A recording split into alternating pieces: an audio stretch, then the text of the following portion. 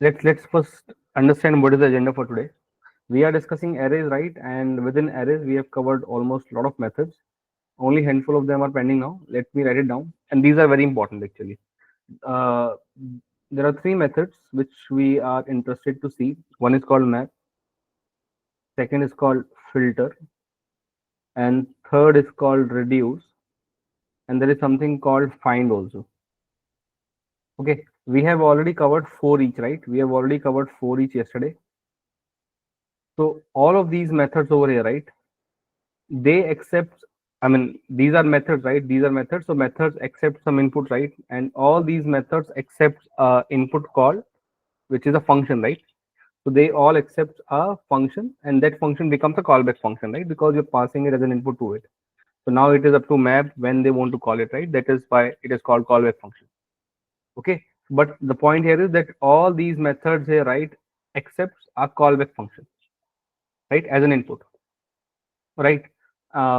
If you compare this to your discussion, right, of let's say split, what does split accepts? It just accepts some numeric value, right? Like it would be like say the as we discussed, right, the starting index, right, and let's say I'm writing int, but it's a starting index, right, and it will be like an end index, right? So something like this.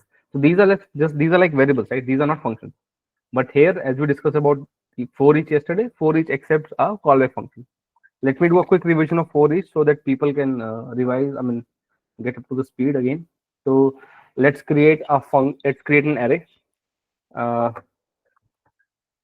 uh, const. I'm creating an array for transition. I'll take that same example. Transactions. This is an I'm creating an array, and I will put this is like an array of some transactions which I did with the bank, and they show the credits and debits, right? Credits is like the plus value. Let's say I did 78 rupees, I removed minus 98, it's a withdrawal, right? So 65 minus 5, and let's say 67. Okay, so let's say these are the numbers which I have in the array. Now, uh, again, what we covered yesterday was that transactions, it's an array, and there is a method called for each, right? For each, if you would see the definition of it, you can see this as an input, right, is expecting you to provide a callback function, right? A callback function, right? Now, and you can see the written type of that function. It would be void, okay, right? So what we can do is we'll have to provide an input. So let's say my objective is that I want to go through all the items one by one, and I want to tell whether it's a withdrawal or it's a credit, right?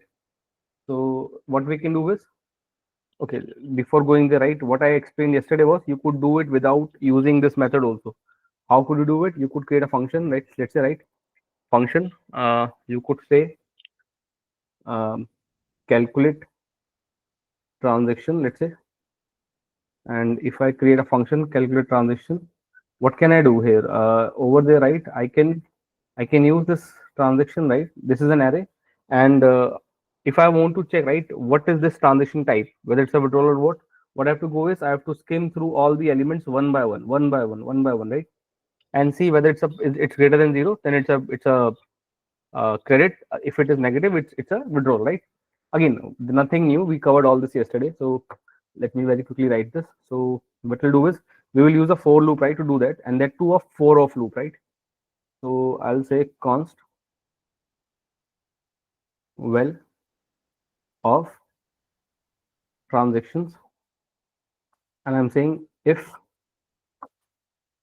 uh, if 70, okay, sorry, if well is greater than zero, I will say console.log credit, right? I'm just saying credit here. Okay, let me also print the value so that it makes sense. Credit well. Okay, and else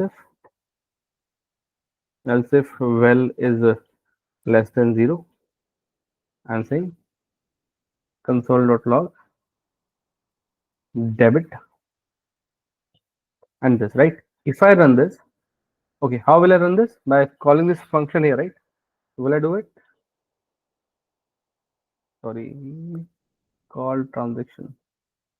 You'll see transaction. Let's run this.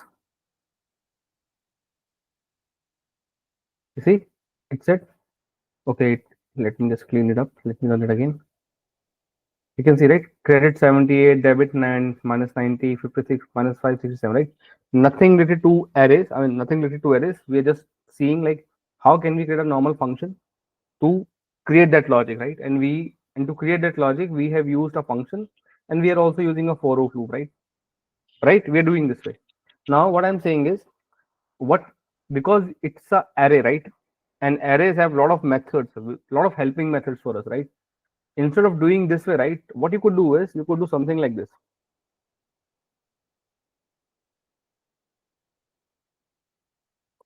You could say transactions dot for each, right? Now, for each is a method. What it does is it takes all the items one by one, right? And then what you can do is after picking that item, you could perform some actions, right? Like similar to this, right? You could pick one item from the array and check whether the value is greater than or smaller than zero, right? And you could create your logic accordingly, right? And you could say, okay, that it's a debit or a credit, right? So what I can do here is, as I showed you, right? If you see the structure of it, it needs a callback function. Now, what's a callback function? Callback function is that you can provide this value as it is, right? So let me create a function here, right? Callback function is just a function being passed, right? So I can just simply write entire thing here, right? Does anyone has an issue in understanding this, or we understand this part that this is a callback function here? No problem, Akhil. We No get problem, it. right? So we all understand this part that this is a callback function, right? And now, since it's a callback function, let me now create the body of my for each method, right? Okay, please Yeah, understand this Akhil. part. Yeah, please. Yeah, good. Uh, I don't understand the callback function. Uh, if you could collaborate a little bit more on this, meanwhile. Okay, you have you seen the video of the callback function where we discuss this in depth? Yes, I have seen that, but I don't really remember or recall because I have been going through your video every day. Okay, I just okay, not able to recall right now. okay. I'll try to explain this again, but I would again highly recommend to watch that We'll go video in back. depth, Yeah. right? And it will really help you. But just to give a refresh, right? Try to understand what happens if you have a function. Let's say you're creating a function f1. You understand about high order functions, right? In JavaScript, Yes, yes. Function what being is a passed as high? an argument, it can be passed as an argument. It can be returned from a function, and it can be also assigned as a To a variable, to a variable. Yeah. right? Now the first part, right, which you mentioned that a function can be passed as an argument, right? Right. Let's focus on that point, right? So Mhm. if you see this is a function f1 here, right? Now this is a function. Let's say I want to give it as a variable, right? So let's say this is a here, right? And I'm providing a is a variable here, right? Let's say it's a variable, and I'm saying uh, let's say console.log a, right? So this is what is called. This is called the function. You're creating a function definition, right? It's a function definition. If you want to Yeah. use this function, what you will do? You will say f1, and you will have to provide a value. Mhm. Let's say 5, right? This is called calling a function. Calling a function. We understand this basic concept of functions, right? Let me Yes, comment yes. this out.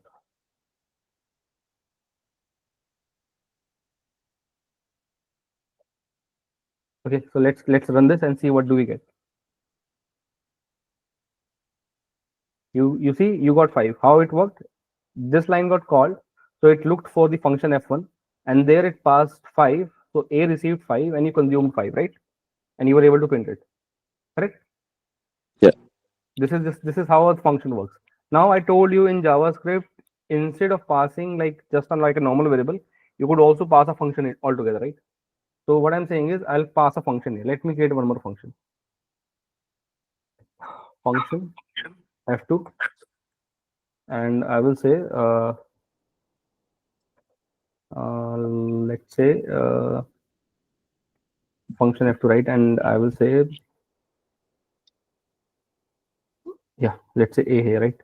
A here, and what I will do is whatever number I will receive, I will add 10 to it. Let's say console.log a plus 10. Okay. Now what I'm sorry, not this here. Okay, I'll do this part. Now what I will do here is f2a, right? Now I'm changing this function, right? You can see again in JavaScript we know that there is no data type, right? So I have said a here, right? But I can also pass. Okay, what I can do here is, okay, not this way. Let me do this. I can do this thing, right? I can pass the entire function because it could be an argument, right? It can work like an argument. Okay, what is the problem here? Just a second. What is the parameter name? Okay, just a second. What am I doing? Create a function.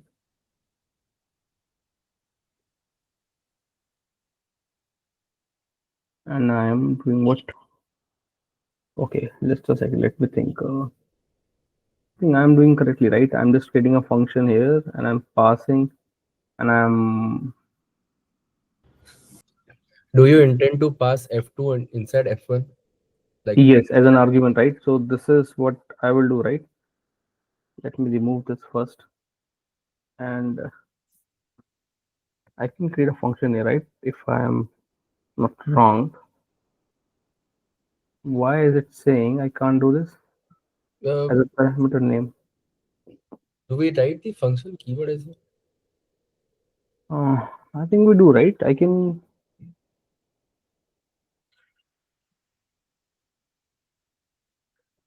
No, there is something wrong here actually. Just a second. It's not this way. Okay, I'm making some silly mistake. What is that? I need to recollect. Just a second. So it's a function here, function f2. Okay, let me create function here.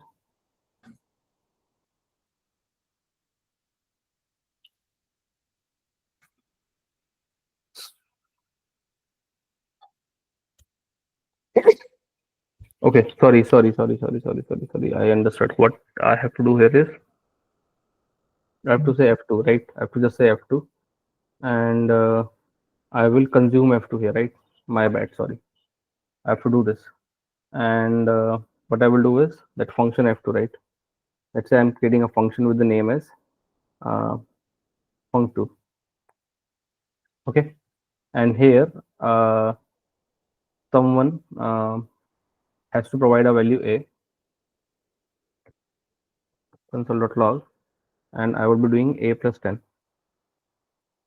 Sorry. So this is a function, right? This is a normal function. Everyone agrees, right? This is just a function here, right? It says this is a function, and now we have another function with the f1, right? Now you are saying that we have passed. I mean, I have just assigned any random name, right? f2. Now from by looking at it, you don't know whether it's a function or it's a variable or what it could accept, right? But if you know that it's a function, right? You know that you can call it, right? Like this. If I want to call a function, what I'll do? I'll have to provide a value like this, right? So what I can do here is let me accept two parameters, a and f2. Okay, I'm passing this way. So okay, so I want to do this, and I will say f2 over a. Okay, now I'll tell you like what I'm doing. Let me just call the function first, f1, and I'm going to call the value as let's say 5, right? And I have to give the function entire function. So what I'll do is I'll copy this and paste it like this. Now try to understand here. This is function definition. Everyone agrees, especially Hassan, you, right? You agree this is a function definition. You're creating a Yes. function f1a, right? And what parameters are you passing? A and f2. Can you look at this and tell me like, is a a variable and f2 a function? No, right? At least by looking at it, the things which I have highlighted, you cannot know. Agree? Mhm. Okay. This could be another variable, like you could pass, I mean, 10 to it, right? If you wanted to. Yeah. Correct. But since you know that you are the someone who is designing the function, right? You know that f2 would be like a function. So you're treating it like a function and you're calling that function here, right? So this is the line where the function would be called here, right? Calling f2 function, right? Here, right? Now look at this. So this is your function which has where you will take input as a function and you will call it. Now in this context, right? In this context of f1, what is f2 called?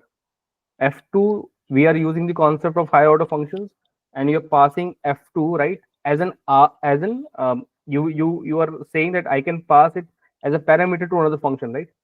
So here in this context, f2 becomes your callback function. I see, I see, I see. And 5 becomes the the argument that.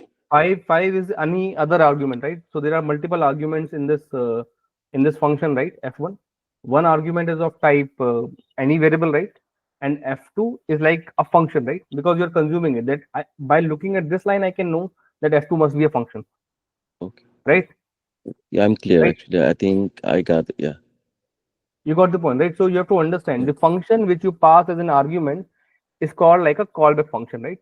And now why it Oh, is I called see, a I see. callback function? Because now it is up to f1 whether they want to call it, right, or whether they don't want to call it. Let's say I'm receiving it but I'm not making use of it. It is up to the interest of f1 whether they want to really use it or not, or use it multiple times, right, or use it whenever they want. So you see, as a function f2, you are losing the control of the execution of it. Now all the power resides with f1, right? If f1 decides to execute, they will execute. If they don't feel like executing, they will not execute, right? If it's like a 10, let's say if it's 1,000 line of code within this f1 function, right? It is up to f1, right? Where it will decide at which line I will call f1, right? You don't have a say in there, correct? What you're passing it, you're just passing the function which can be called. When it will be called, whether it will be called or not, it's all up to f1 internal mechanism right here. I hope Mm. this is making sense, right? So f2 is your callback function. Okay. Got it. Okay, great. So again, I would advise, right? Please check that video again. I'm sure you will get the point, right? Yes, Anand, please. Hey, Akhil, just because we are discussing, just a Mhm. question has arise. Uh, can we just pass the when we are calling f1, instead of writing that whole function like function fu and Mhm. c2, can we just pass the name of the function with the parameter and get the implementation completely outside as a different yeah. Okay. You can do what here? You Just can call, you cannot, if you think that you can call func2 here like this, yeah, that's then if you can do this, let me see actually. I'm not sure. Let's see. Uh, if it works, great. I didn't knew that we can do this, but let's see. parameter needs to be also be there. You see, it says f2a, right? It failed. Why it failed? Let me see. Why it failed here? Let me clean this up and let's run it again. So it is failing at line number 22, f2a. 2a. f2 is not a function.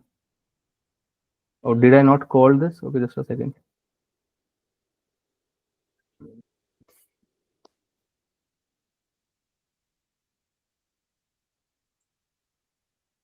I'm passing 5 plus 10. Why is it saying f2 is not a function?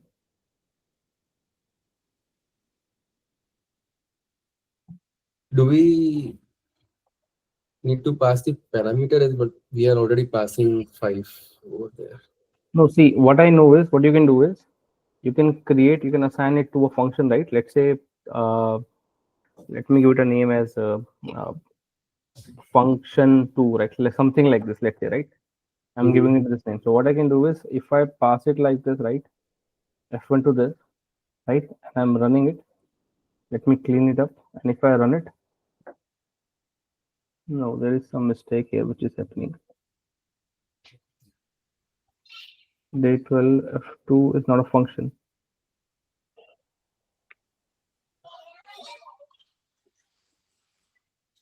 F2 is not a function.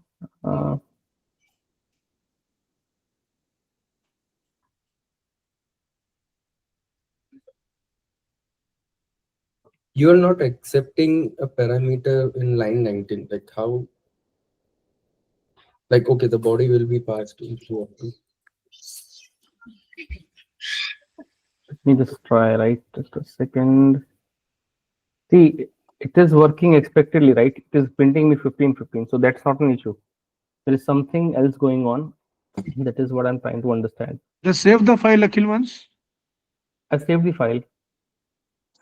If I run it, again says this F2 is okay. Do I have F2 up above somewhere? No. Okay, so this is F2 function 2, and if I give, okay, let me do one more thing, right? Let us say I'm creating a arrow function, right? Let's see what does it give an error there. Console.log. So this is also fine, right? So if I do it this way, it is still saying. So there is some issue with the caching or something, I believe. I'm saying, okay, do I have to do this? No, I don't have to do this.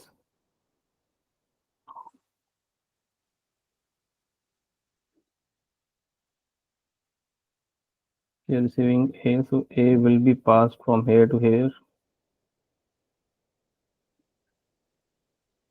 So it's not a function. Very strange. Type error. I will see that. Okay, I don't have an answer right now why it is throwing me this, or that either I am losing out some information here.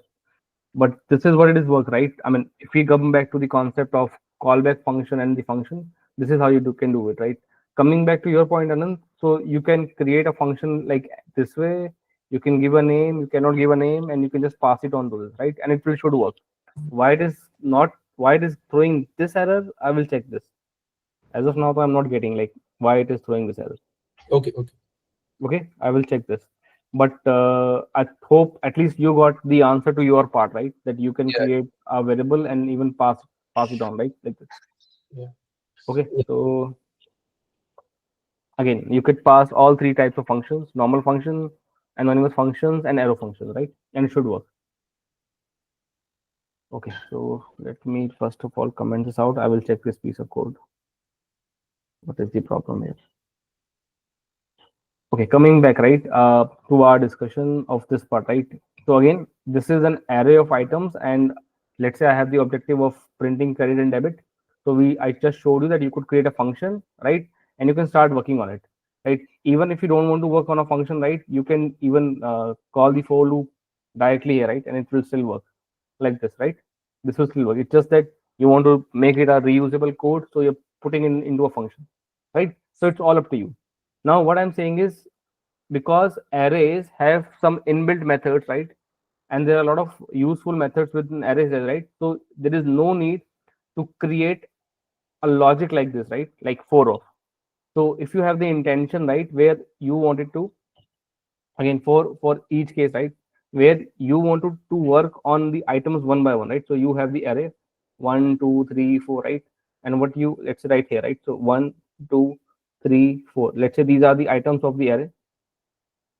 Items of the array. And what is the index position? Let's say index position is 0, 1, 2, 3, right? For these items 1, 2, 3, 4. Now let's say if you wanted to, let me write here for each, right? So what for each will do is, with for each, right, the input type, right, the parameter which it accepts it is a callback function. Okay, it accepts a callback function, and within that callback function you can pass three inputs. Okay, which would be one, the value, second, the index, and third, the array itself. Okay, you can pass all three, and then it can work on it, right? We have seen that process yesterday. Let me just show you very quickly here.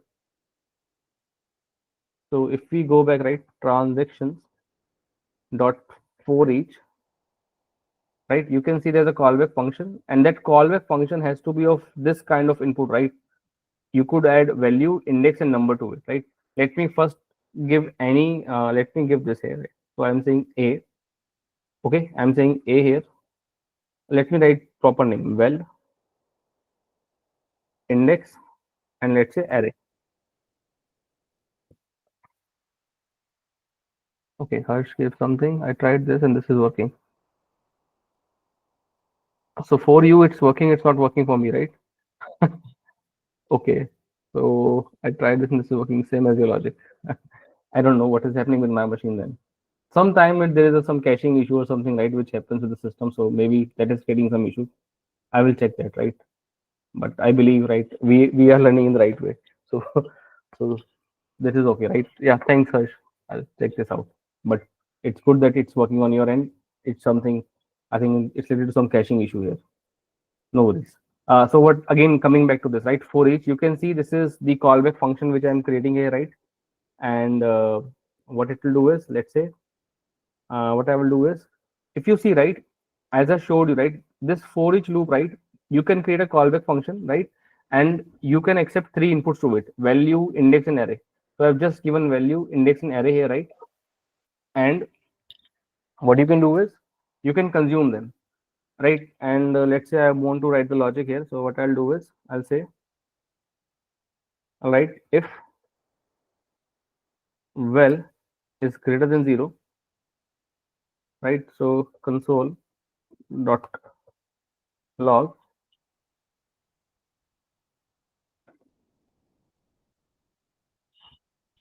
works for me as well. Great. Something issue with my system then. Okay. Great. So if val is greater than this is the case. Else if val is less than 0, we have console.log debit. Okay. Now if you would compare this logic with this logic, right, it is almost same, right? But what we are doing here is we are making use of the methods which are provided by function by the array itself, right? Which is for each. Now let me first print this and just make you aware like how it is working, right? So let me run this. Yeah, let's run this.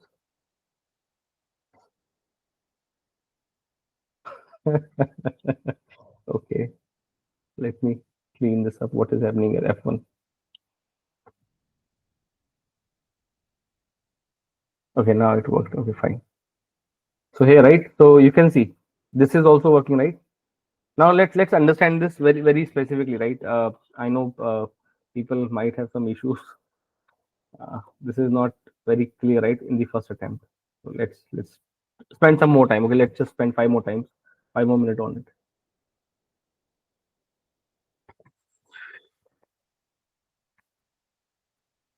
If you understand this part right, it will be easier for you to understand the remaining of them, because everything over there works on the same concept, actually, the callback function. So this is my function here, right? Now try to understand these are the items, right? So if I have to ask, right, let me write value. So if I say is value, right, so these are my values, right? So these are my values, right? 78, 90, and all this, right? So these are my values. What is the index position of them? 0, 1, 2, 3, 4, right? And these are my values, right? 1, 2, 3, 4, 5, right? All these are values, and this is the index position. Now, what I'm saying is arrays, right? Whoever created the arrays object in JavaScript, right? What they did was they created a method on it with the name as foreach, right? Foreach. And they said, right?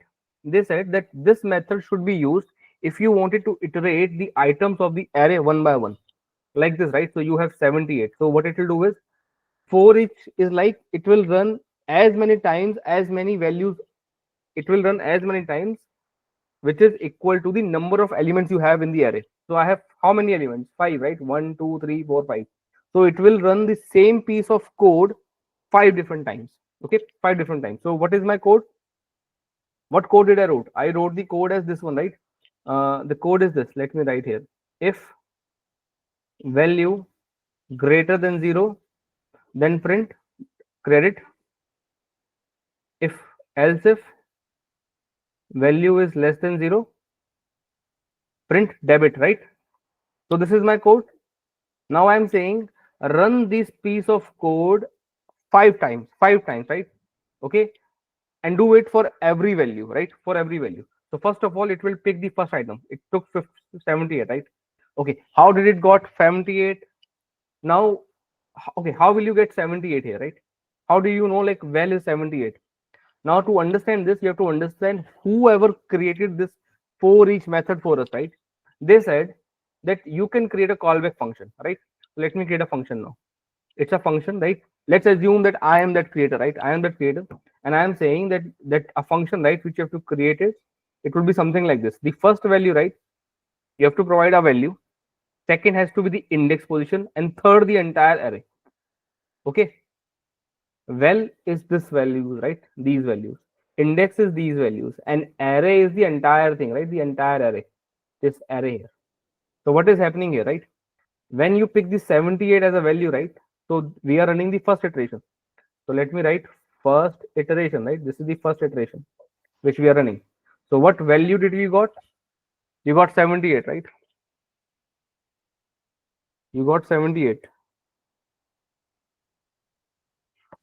You got 78. What is the index position of this? 0. What is the array you got? What is the array you got? This entire array only, right? Let me write 78 minus 90, 56 minus 5, 67. Now, every iteration you will get these three items, right? The array which will remain always same in all 5 iterations.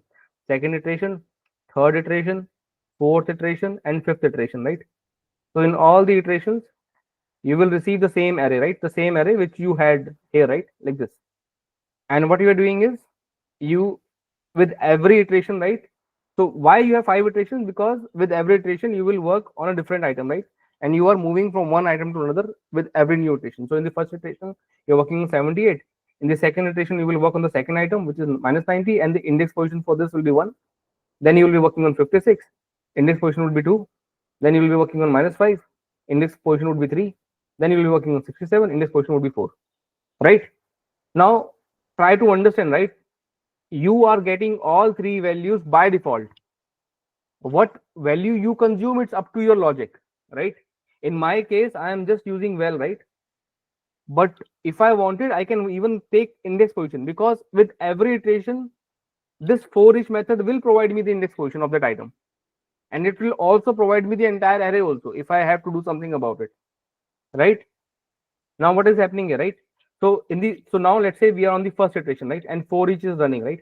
And we created for each like this, right? So I'm creating a for each loop like this. So let me write here. So I'm saying, let's say any name you feel like, right? Let's say A, B, C, right? You can give anything you want.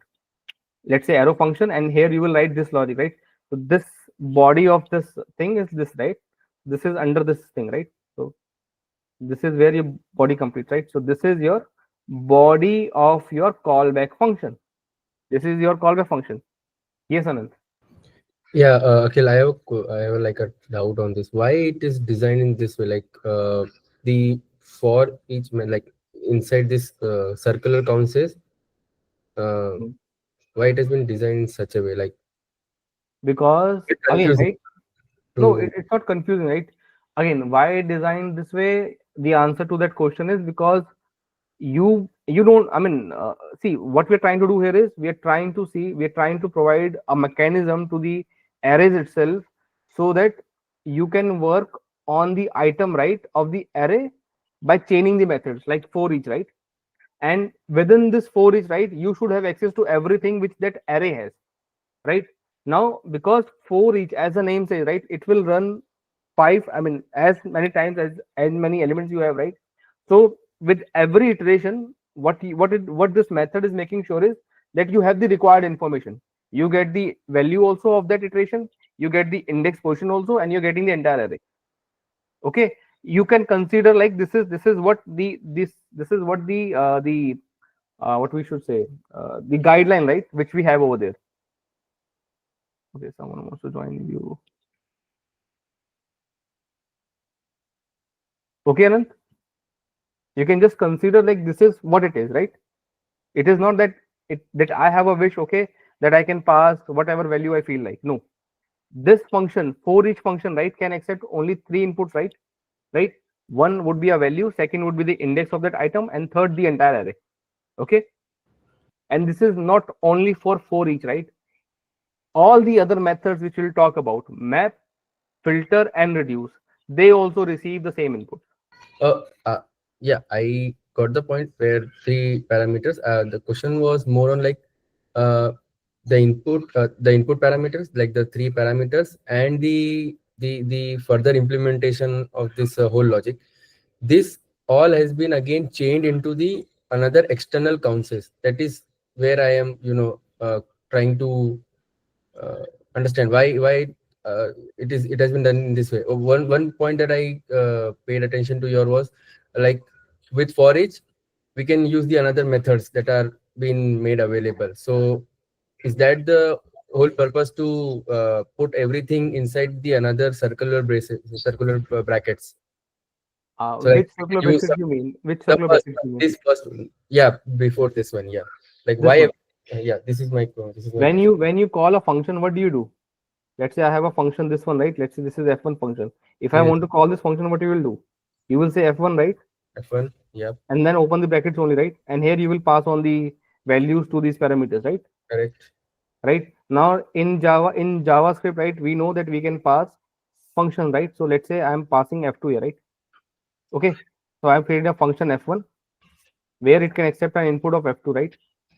Input of f2, right? Now what they are saying is, what this for each is saying is that what kind of function can you pass, right? And they are providing a guideline to that. They are saying that you can create a function, right? You can create a function like this. You can create a function f2, right? Let's say, which can accept 3 inputs, a, b, c. You can create a body, right? And you can consume it, right? You can consume it. So it's like put this entire thing here, right? So when you will be calling this, you can just call this function f2 here, right? Okay, a, b, c. So where are you putting all this? Here only, right? In these brackets. This is how you call the functions, Okay, yeah, right? Think of from the arrow functions perspective, right? Let me create this function from arrow functions, right? I can write this entire thing in arrow functions also. How will I write? I will write a, comma b, comma c, arrow function, and this, and then the logic inside these boundaries, right? This is my arrow function, yeah, right or wrong? yeah, correct. Right?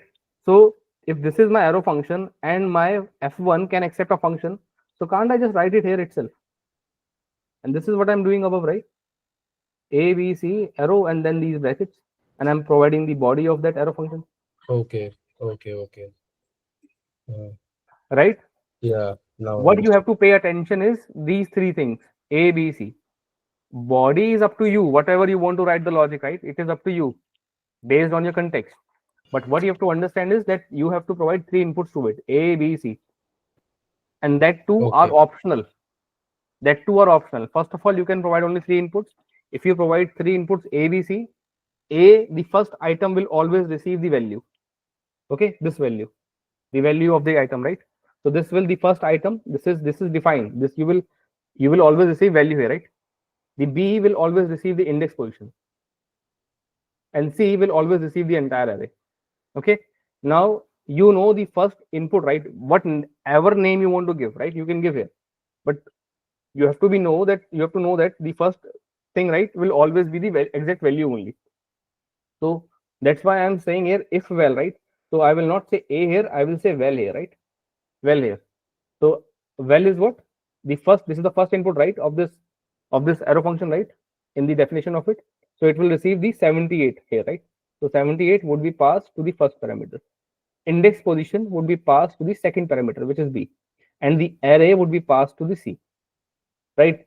And now, right? So what is happening is you can call with all 3 inputs, or you could call A, B, and then run it, and you could create a function like this. Here, what will you receive?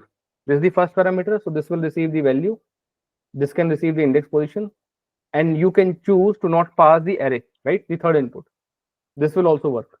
Or you could just say A, and here you could just pass the value. Based on your need, you will use these 2 parameters. But I think since you're using for each, so you are at least interested in the value part. So that is why you have to at least give 1 input to it, so that you can make use of that. Okay. understood. Okay, so this is how the for each works, right? So you are defining the body of it, right?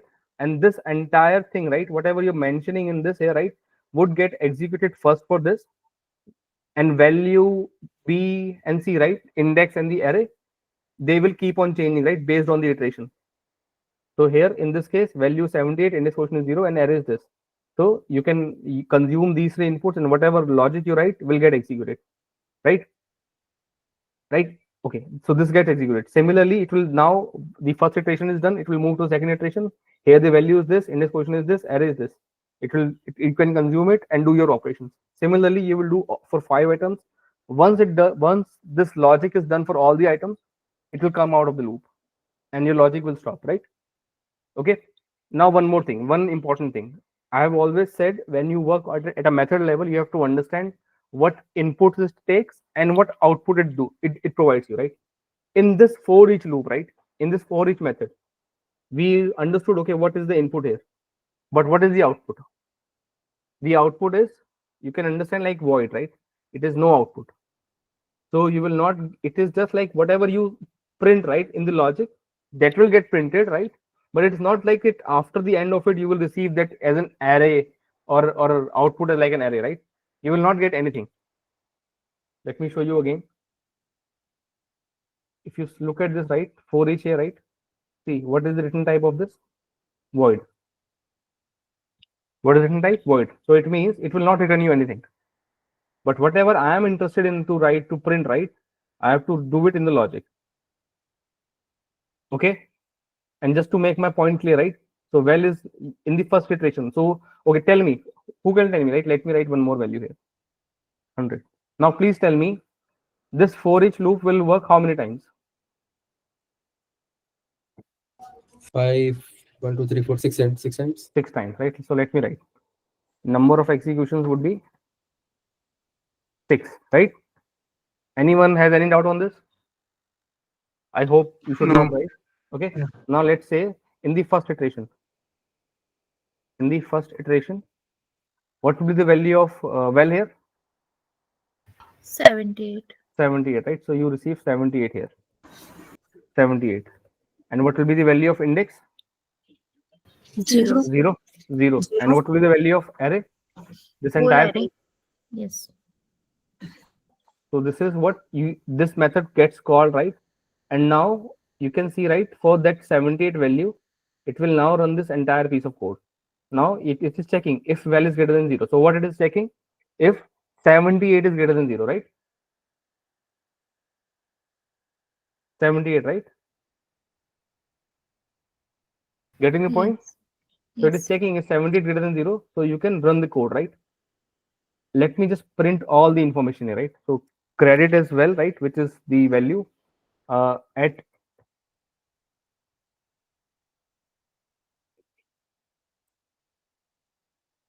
index position.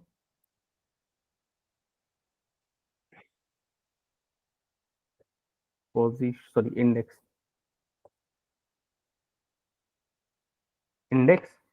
and array is okay. I'm doing all this, and let me just complete the template string. Let me copy this part also and place it here. Right now, tell me if I run this piece of code for the 78, the first item, what will I see as an output? So there are 6 items. So the for each starts running for the first iteration.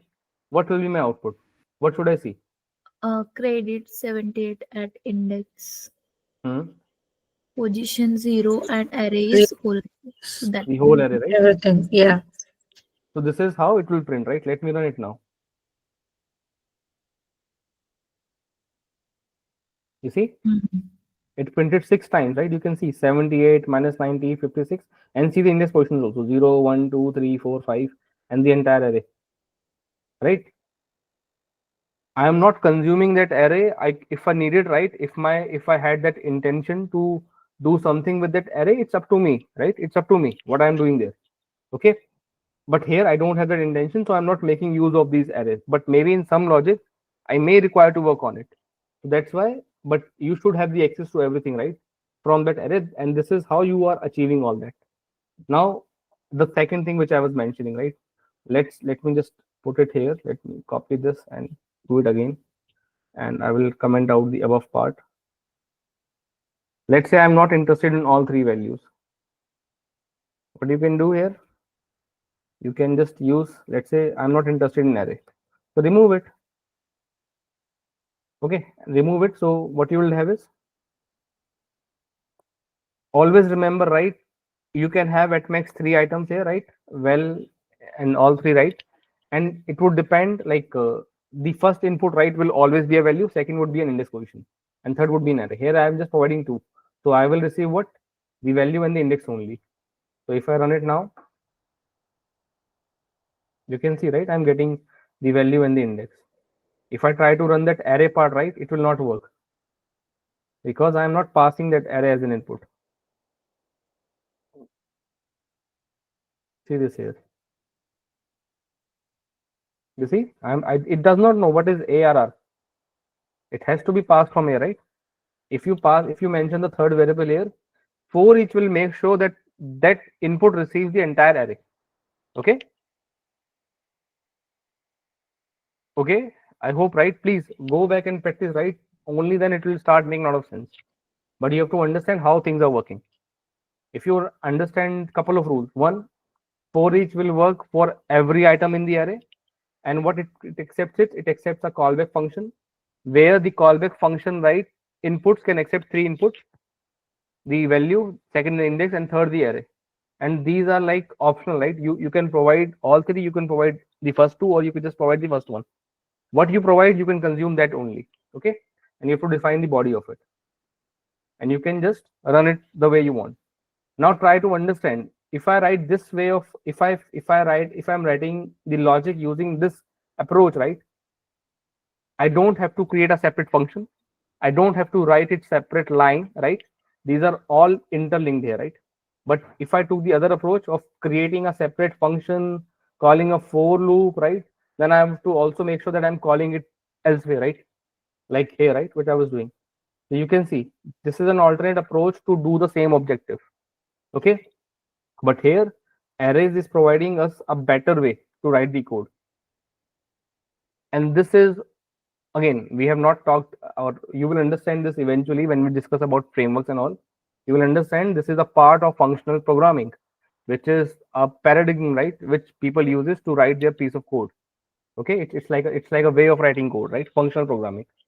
So what is functional programming? You try to do a lot of things by chaining the method together using the functions, and JavaScript supports it very heavily. Okay. Okay, I'm sure you will understand more. Yeah, Anand, please. Akhil, one quick question. Can I use a variable defined outside the for each loop and assign a value to it and access it later? Can you please repeat that? What can I do? Can I, let's say I define a variable outside the for At each. line number 7, outside the for each means line number 17. Yes. Const, let's say, Temporary variable, something like that. let's say temp only, right? Temp 78, let's say. Okay. Yeah, I'm not assigning any value, I'm just declaring a variable. So you have to do it let, right? You can't do Let. constant. Okay, let. Okay. Okay. Then what? And I just want to, based on the logic, I want to store value in the temp variable. So yeah, you can do that, right? You can do that. Okay. You can just say temp equals to, well, here, if let's say that is what you want to do. Okay. You can do that. And I can then access the temp value. Yeah, if you want to, let's say, print something here, right? Console.log. Temp as a value, right? What do you think would be the output of this if I run this? If this is my input, what will be the value of temp? The last positive value should be 100, right? 100, yeah. Because after every iteration, the temp value is getting changed, updated again and again, right? Yeah. So since it will run 6 times, the last item, the last value would be what? Which it will 100. hold after that, right? And it will get printed. Let me run it. Okay, what am I doing? Have I commented out some code? No. What am I doing? Array. You Yeah, are not array. Yeah. declaring The array array. in the function. Okay, I got it.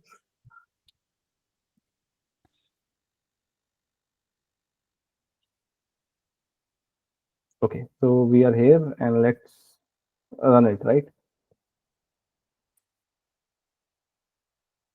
You see 100. So actually, I tried a different version. I just declared a temporary array, and what I was trying to do was hold the value of all the positive into one array called debit values and another array called negative credit values. But for me, I'm just getting blank values, so I'm not sure where I'm going wrong. Yeah, I tried doing this one.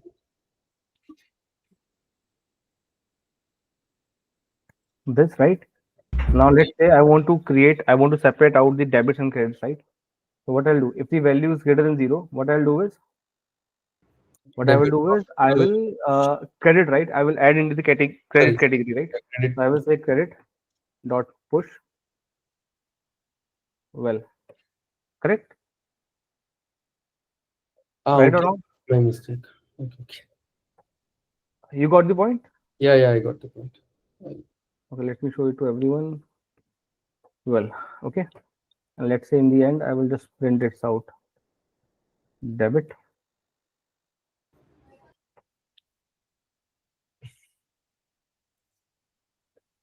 credit.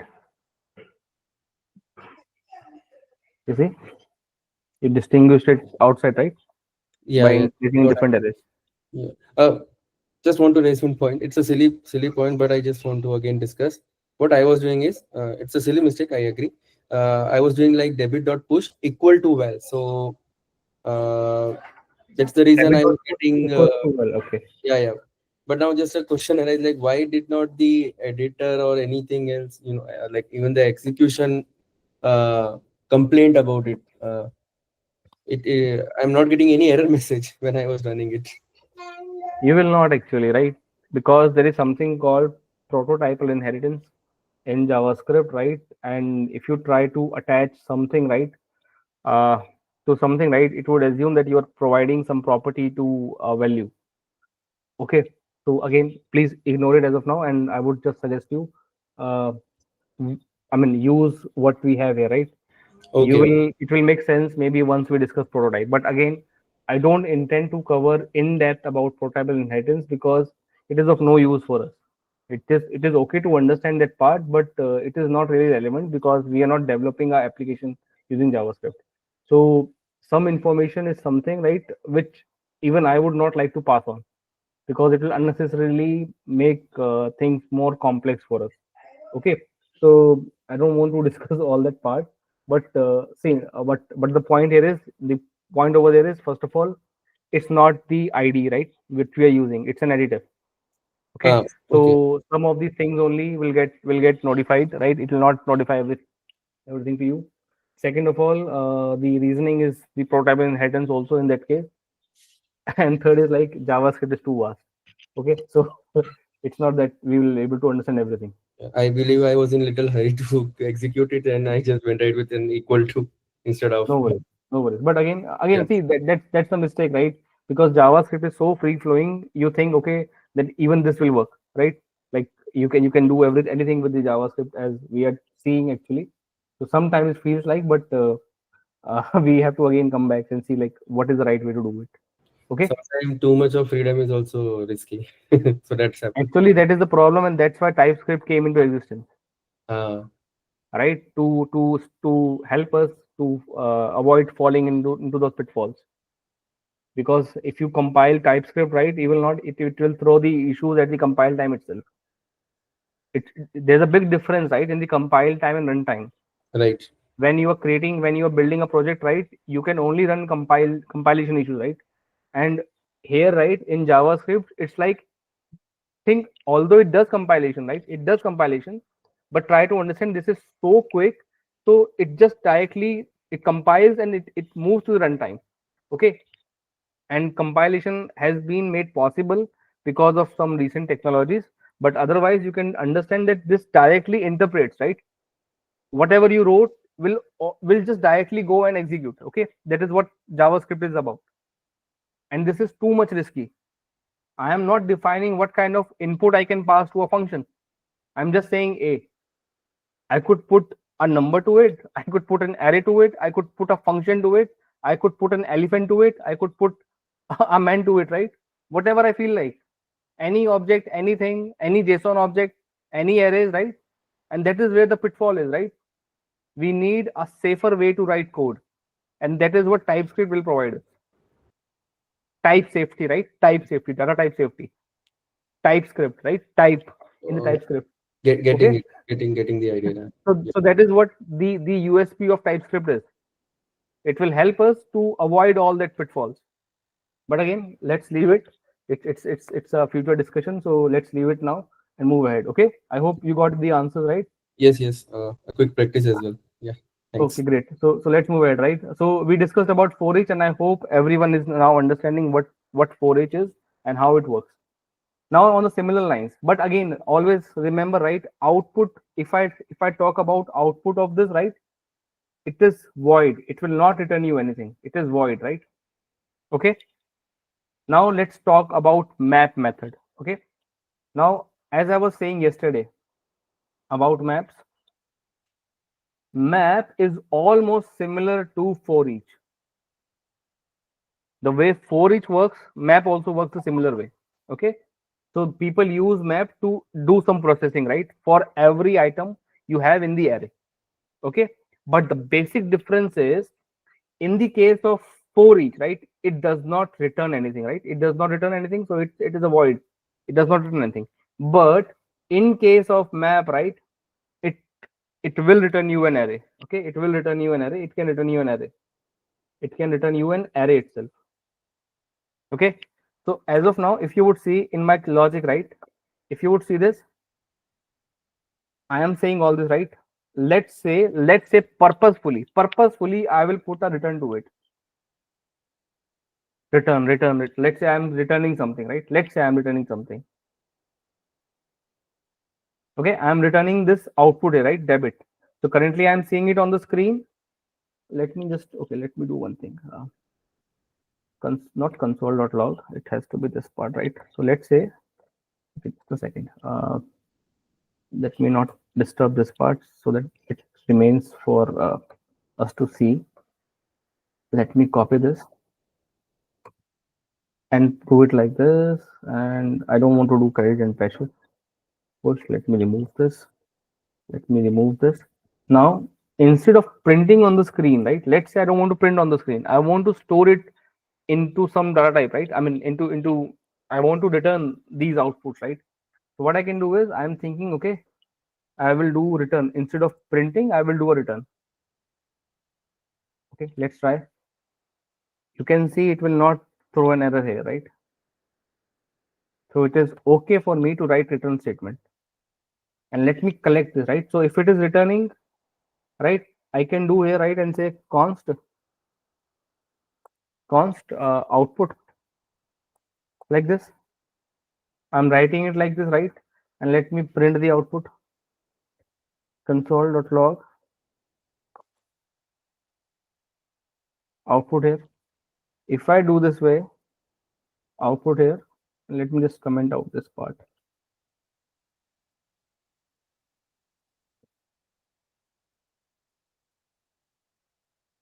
Okay, I'm running this now. You see, what did you got? Undefined. I am saying return, right? I am saying return. Return means that it has to give the output, right? But the nature of foreach is, it will not allow a single value to come out of the foreach. If you want to do something within it, you are okay to do it, but it will not allow you to return anything from the function. So you can, let's say I have the intention that I wanted to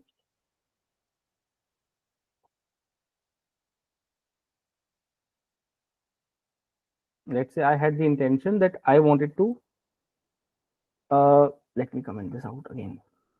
There's a lot of commenting because of all this. Okay, here, right, if I run this, right, again, what is the output I see? I see these outputs, right, on the screen, Let's say I did not have that intention. I wanted to save this information in an array of strings where each item, like this would be my first item, this would be my second item, this would be my third item of the array, this would be my fourth item of the array, right? I want to do something like this. But you can see using for each, I am unable to do it, right?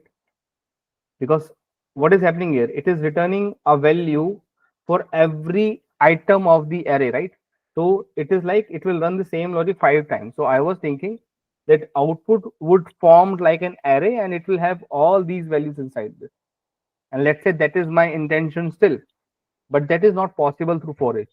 If you have that intention, you want to store it into an output of an array, you should not use for each, you should use map. Okay, map. Okay, map, right? Let me first complete this part and then I will show you something around it. Okay, this is too much in a single place. Let me go down. Let me copy this. Not this part. Let me copy this part. And let's go down.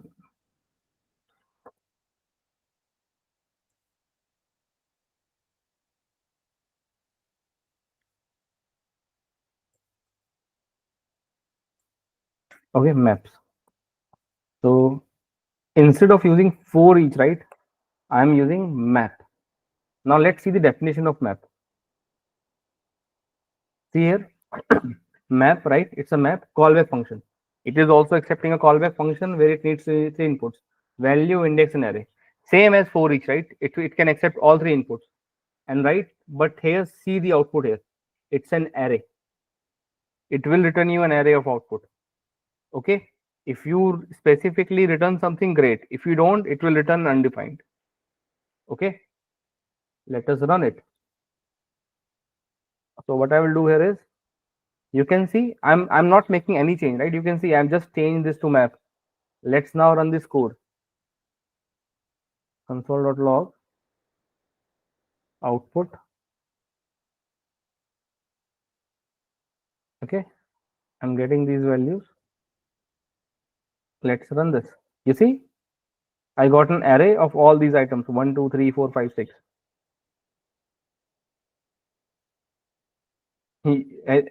Are we getting the point? No? Okay. Anyone want to say something? I'm good. Okay. Okay, great. Let me try to explain in some other way, right? Okay, let's say I have an array. Let us take a very small example. Okay, not that kind of an example. Let's say I have an array of let's say of this, like 1, 2, 3, 4, 5. Okay, so these are different items. Now let's say I'm teaching the class of it's a second class or third class in the schools, right? I'm teaching there, and I'm teaching the students. Okay, write the table of 5. Okay, write the table of 5. So what I'm asking them is that okay, that you have, let's say that what they have to do is they have to take. So let's say this is my what I'm asking is them is that they have to do what? They have to take this value, right, from the array one by one, multiply this with this value, whatever value I'm mentioning, and then return me an output. So 1 multiplied by 5 is 5. 2 multiplied by 5 is 10. 3 multiplied by 5 is what? 15. 4 multiplied by 5 is 20, right? And similarly for this, right? So I'm getting this output. Okay, I am getting an output, right? I wanted to store it as a value, right? If I did not want it to store it, then I could use for each, right? I could use for each. But since I wanted to store it as an array output somewhere, right? So I will not use for each, I will use map here, right? And within the map, I will write the logic. I will say that you can have well here, right? Well, and I will say return well into 5. Okay, and I will be storing into const output here. So what it will do, it will use this logic, right? Whatever I've written here, right? So it is receiving the value one by one, multiplying it by 5 and storing in this array of output. Are we getting this? Are we understanding the purpose of map?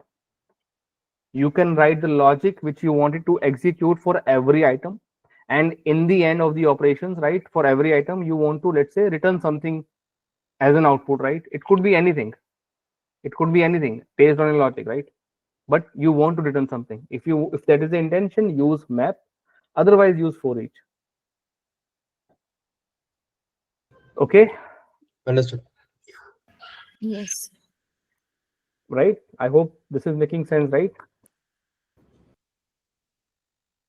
Let's do it here also, the same part. And these are very strong methods. Okay, you will find them, people who are already using JavaScript and all, I'm sure they agree with me. And and people who are not aware and not using or creating frameworks in JavaScript, they will understand that part, that arrays is the most used part of the JavaScript language. So why this is the case? Because it has so powerful methods within it. Okay, and this opens the door for functional programming. Okay, let me just do it this way. So I'm saying I have an array of numbers, numbers 1 2 3 4 5. Okay, this is my array, and I'm just simply, let me write the, so I'm saying num dot map, and I'm saying I will receive the value a, I will pass on the value. Okay, again you could go a, kill, whatever you want, right? But the first, because you're giving only one thing, it will be the first array, the first argument will be the value, right? The value itself. Okay, and what I want to do is I can say well into 5 and return, right? What this will do is it will run through every item one by one, multiply it by 5 and return that value. And let me collect this. So I will say const multiple of 5. Okay, multiple of 5, let's say, and I can just print this out, console.log multiple of 5.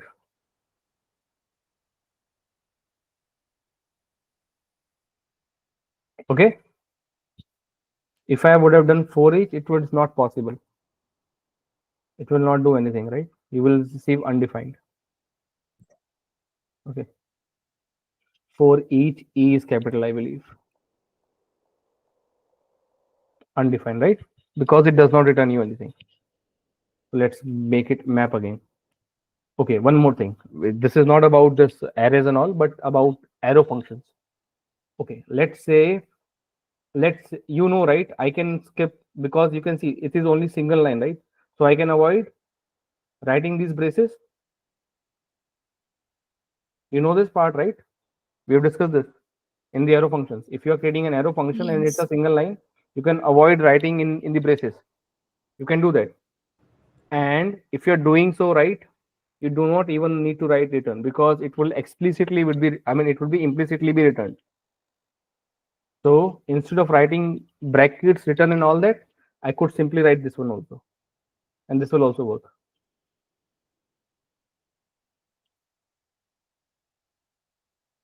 What is happening here is, since it's a single line of statement, you can write without boundaries, without those braces. And since you're writing without braces, right, by default, whatever is a result of this execution, it would be returned. Okay, if you, right, I hope it makes sense, right? It has Yes. to do with the arrow Yes. function. Okay, nothing related to arrays and all that. It's just the arrow function part. Okay, so we understood about maps, and we understood about for each, and we understood what is the purpose of things. The purpose is, if let's say you wanted to run a particular piece of logic on every item, the same logic on every piece of item, you will use these two methods, for each and map. And to make the distinction, when you will use map or when you will use for each, it will be dependent on what do you have the intent. Do you really want it to store the output or not? Okay, and you can use accordingly. Okay, great. Let's move ahead. So this was about map, right? What is the other method? Filter. Filter means what? As a layman thing, right? Filter means that you will get a lot of inputs and you want to filter it out, right? And based on some logic, you want to filter out things and you want to receive only handful of items from it, right? Which are matching to that matching criteria, right? Filter is that part only. Let's say, let me clean this up.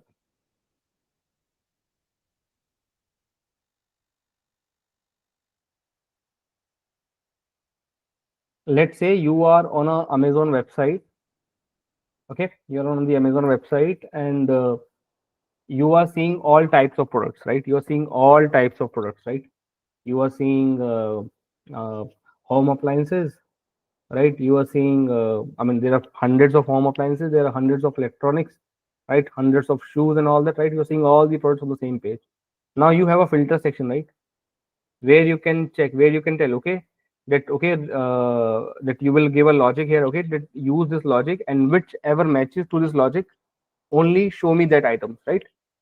So it's, let's say I'm saying, okay, check the type of the items, and if the type, let's say if the item is equals to home appliance, right? Home appliance, then only return that item. Let's say this is my condition, right? So filtering means what? Like this, right? Let me show it this way. So this is my filter method. This is my filter method, and let's say I have an array.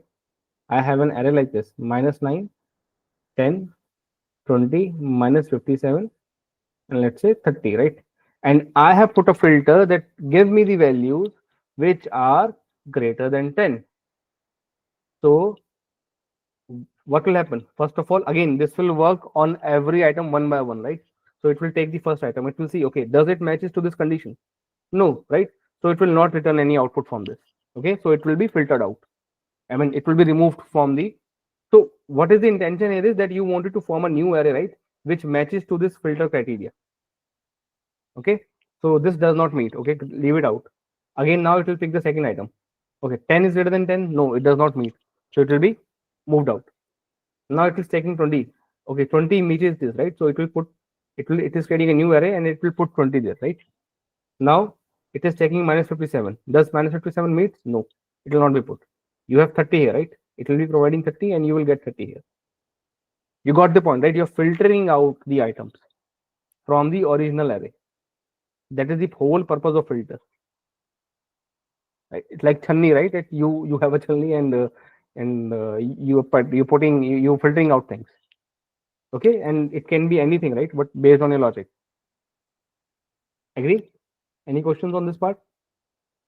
At least on the understanding of filter? No question. Great. So let's see this.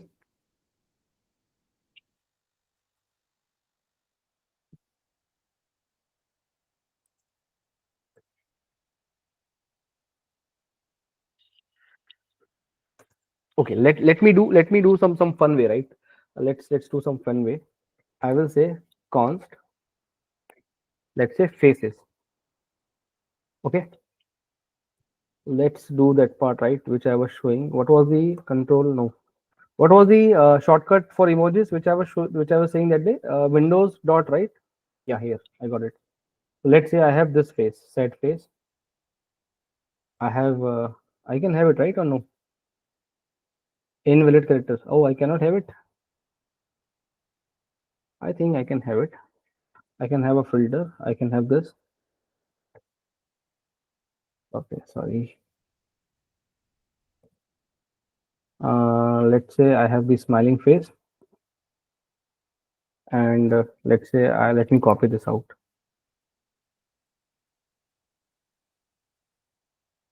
Okay, let's say I have these 4 faces here, and I want to only filter out the smiling face, right? So what will I do? This is an array of faces. Okay, now I will say faces dot filter. So this is, again, you can see, right? Okay, whenever you see a predicate, right, a predicate, you have to understand what is the meaning of predicate. Anyone knows? predicate means that you are giving a statement and it will be evaluated to whether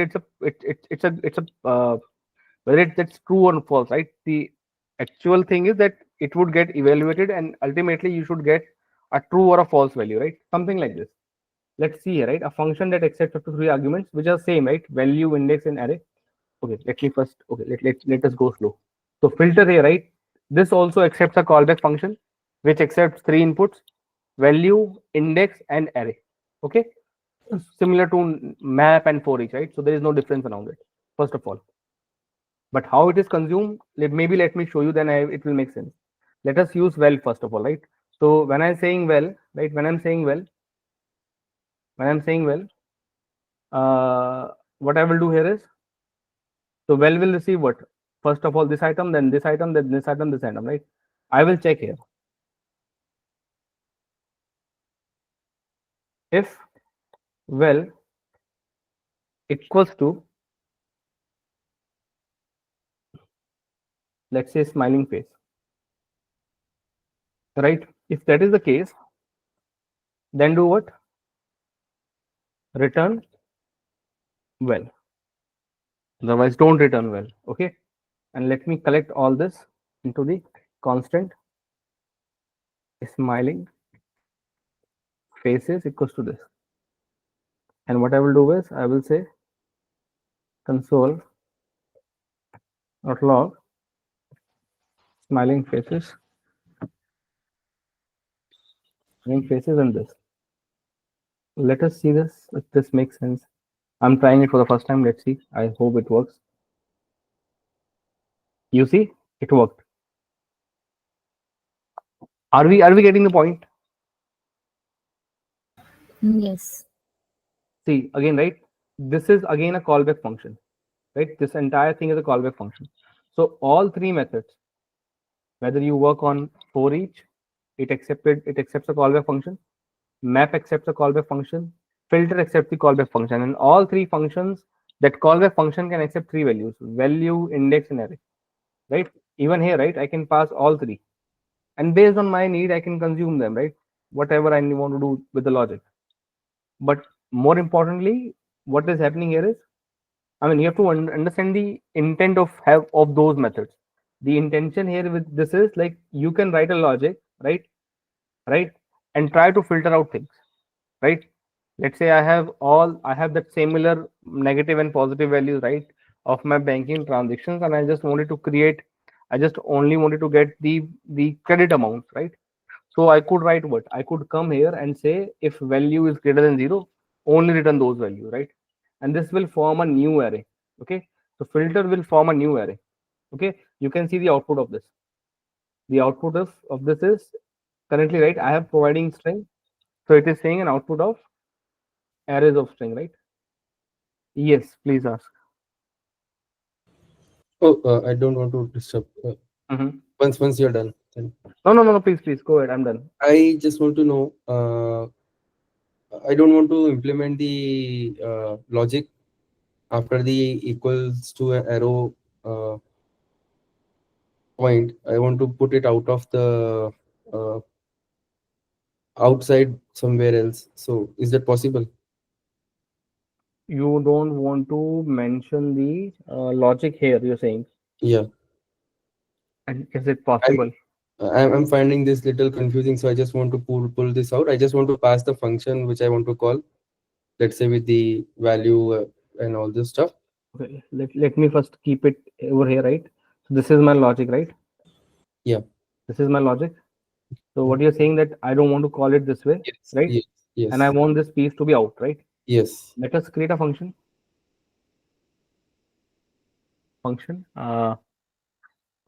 Extract faces, let's say. Okay, extract faces, and it will accept one input, let's say face, right? And what I will do is, let me copy this. Let me first keep it as is, right, and show you the different implementation. Just a second. Copy this.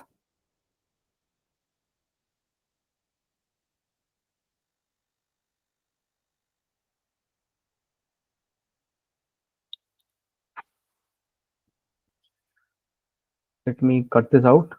Okay, and I'm doing it here. I'm Okay. saying if is this part. Okay, and I'm saying 12 here. Okay, and I have to make sure that I'm returning. I can do this or no? Yes, you I can do this, right? should. Yeah. Let me run this now. Let us see if we get the same output. Okay, why it is saying return? Because okay, just a second. Val is not defined. Line number 130. That is incorrect. Oh, It okay, is. okay, okay. Phase. It has to be phase. Sometimes JavaScript, right, breaks the heart. So you see that you understand everything and it goes for a toss. Okay, let's run it. You see, it ran. Hmm. So I hope you got the answer right. It does not matter like how do you approach it, but this is not a good way of writing things, right? I mean it could be right depending on your context and what how you are structuring the things. But eventually I would say that filter, right? You again, this could be a good technique also actually. You're creating some isolated functions which you can use in a lot of different places, right? So this could help you over there. But yeah, this is how you will achieve it. Yeah. Actually, I was thinking of some scenario, and I thought that, let's say the implementation of the function is very long, Hmm. right? It is doing some heavy calculation. So putting it up all together would be a little cumbersome for someone to read. So then if Absolutely this, correct. Absolutely correct. yeah, And this is how you can do it, right? And achieve that part. yes, Okay, so I hope everyone understood this part also, right? How filtering works, right? How the filter method works. But again, I'm trying to teach you all the methods in a similar session, in the same session, because every method of this, like foreach, map, filter, and now reduce, we'll talk about.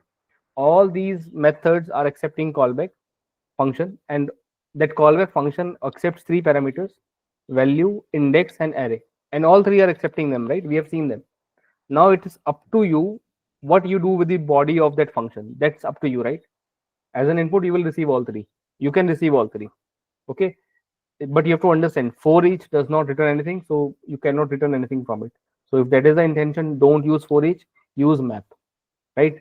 But map will return a value for every input, right, which you receive. Filtering has a different objective. You want to filter out some of the information from the original array, right? And then come up with a smaller array, right? After filtering things out. Okay. So if that is the need, then you should use filter. Okay, that is the whole objective of filter. Now the last part, right, which is the reduce part. Reduce part, right? So I hope this is what you understood, right? No questions on this part. yeah, clear. Okay, great. So okay, let me ask you, right? Let's say I'm giving you a program. Let me first comment this out.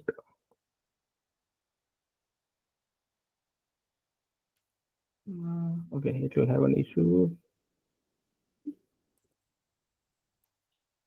Okay, let me say that I am asking you a problem that, okay, you have an array of numbers and I want you to sum up all those numbers and give me a output, a single value. So let's say I have a array const, let's say values, okay, let's say values, and the values are these: 4 minus 9, 5, 3, minus 23, minus 25, plus 90, right? So these are the numbers which I have in the array. And my program is that write me a program, write me a program to sum up all the numbers, and give me that accumulative sum. Okay. Okay, let me write me a program to print me a accumulative sum. What do I mean by this? I need to take up all the numbers one by one, keep adding them, and whatever the result is, right, give me that output. Now that output would be a single value or an array? Single value. Single value. Single value, right? So out here the intention is to get the output as a single value, and not a array, not a array. So we are understanding the point, right? For each does not return anything. So if you don't need anything, use for each, right? And it works on all the items. So that is a different purpose. Map returns you an array, right? Similarly, filter also returns you an array. An array could have one thing or hundreds of different things. Now, our intention is that we don't need an array, but we do need an output which would be of a single value, right? Not the array, but a single value. Okay. Okay. Now let's think about it. So this is my program. Let's say you don't know about the functions and all, I mean these array functions. Tell me how would you take up this thing, right, and write a code. Give me a logic for this. We can use for each here, and before that we can create one variable like let sum equals to 0, Okay, and great. then use Let me create. So let yeah. sum equals to 0. Okay, I did. Then you're saying values dot for each, correct? And then you will take let's say well here, right? Well, yes, And then what? and Arrow create function. from yes. What should I write? Then sum equals to sum plus val.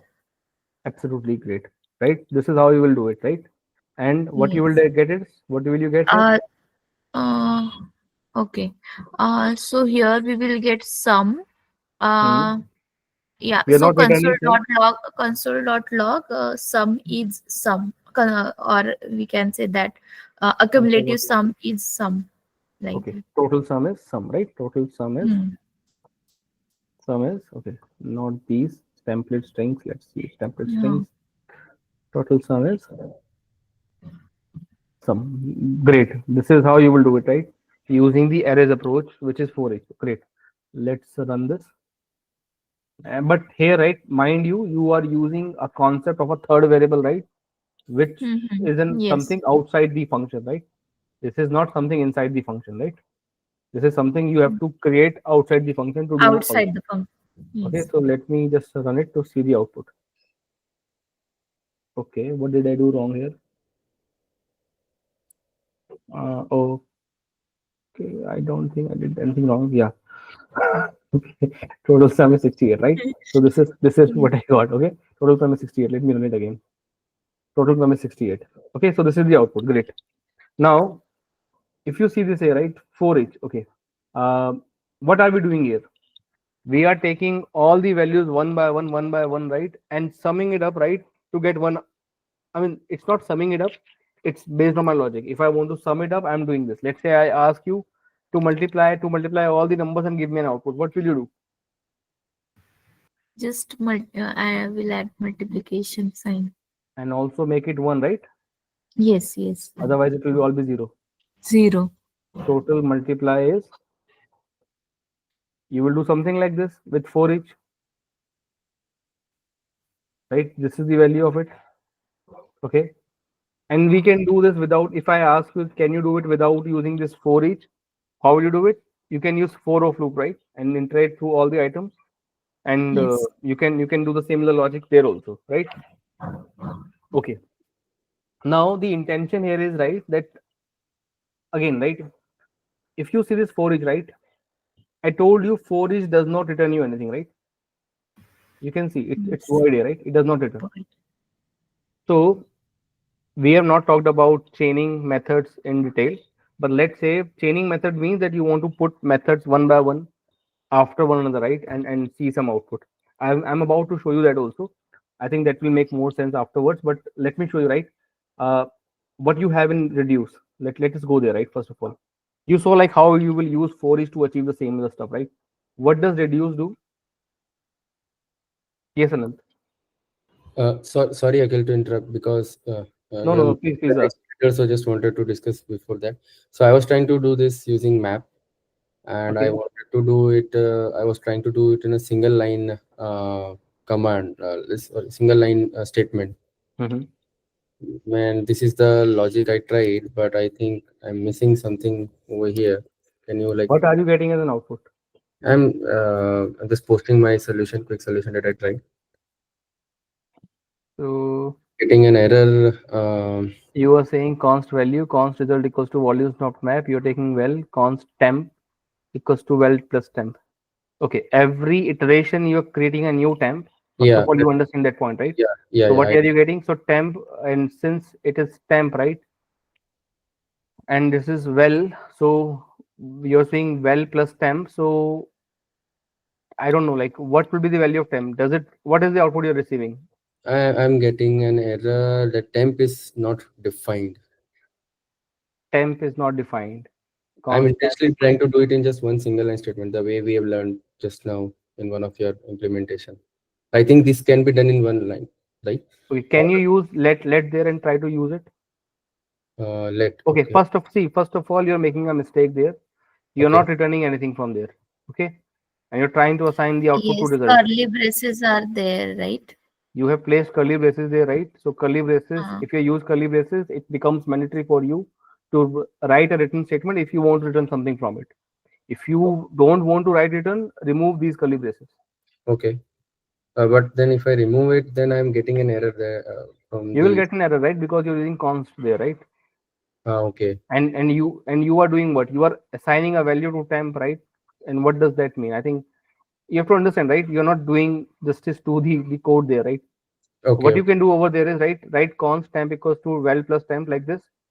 Put a Mhm. next line and say return temp Okay. and try to see what you get. I'm sure you will get errors still, but try to run that. Okay.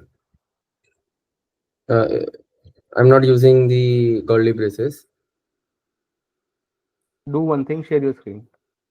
Okay. I'm stopping sharing. Mm. Share option.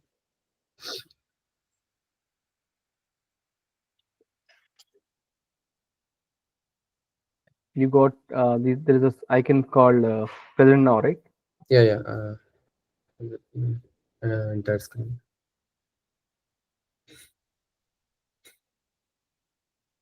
Is my screen visible? It is about to. Yes, it is. Okay. Yeah, you have to So dismiss this. You have to click on dismiss. Yeah, okay, fine. this one. Okay. Infinity mirror, right? Click on dismiss. Dismiss. Okay. Yes, now show Okay. that thing, that screen. Yeah, here. Okay. Okay, so what are you getting? Const So. temp, right? First of all, right, this is incorrect, right? Line number 53. Put a bracket there, curly braces, Mm-hmm. right? And after temp, right, curly braces. Before curly braces, put a enter. No, not here. Yeah, after this temp, right? The temp part, and yeah, put an enter. Now say return temp.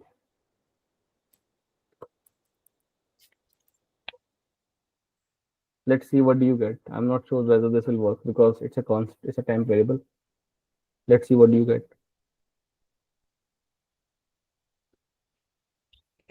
Cannot access temp before initialization, right? Yeah. Right. So make sure. Okay, make it let. Let's try to run it. You need values also, right? Hmm. What is the output? Still the error? Yeah. Cannot access temp before initialization. Okay, this is something like to hosting. Okay, leave it. So again, right, the point here is if you want this to work right, what you should do is you should remove this let temp equals to remove that part, right? Okay, and remove this equal to also and type return here, right? Return Hmm. space and remove the next line. Okay, now run this. Oh. Will. Okay.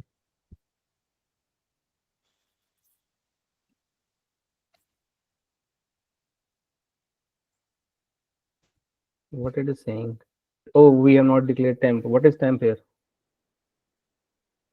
What are you want? You want to return well only, right? What do you want to do? So okay, my intention was to write a single line statement giving the summation. And Okay, so you need to create a variable outside, right? If you want to no, I do don't want something. that. That was the point. Like I don't want to go with the third variable. Okay, I no, would then using map it's not possible, right?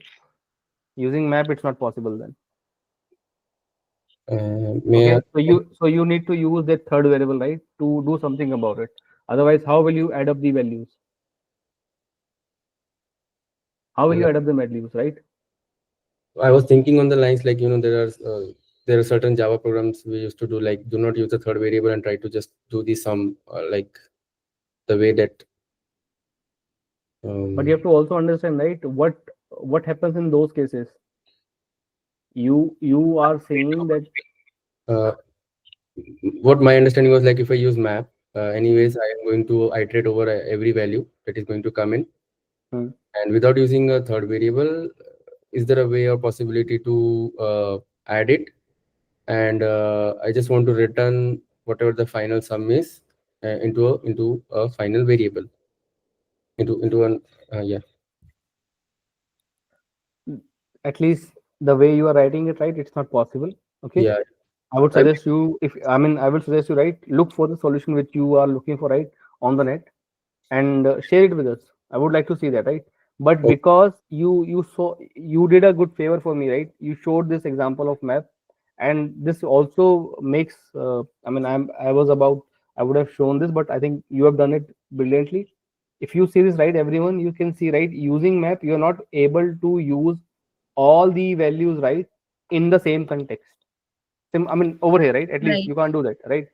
Now, Yes. for that part, right, that is what is we have, right? Reduce method for.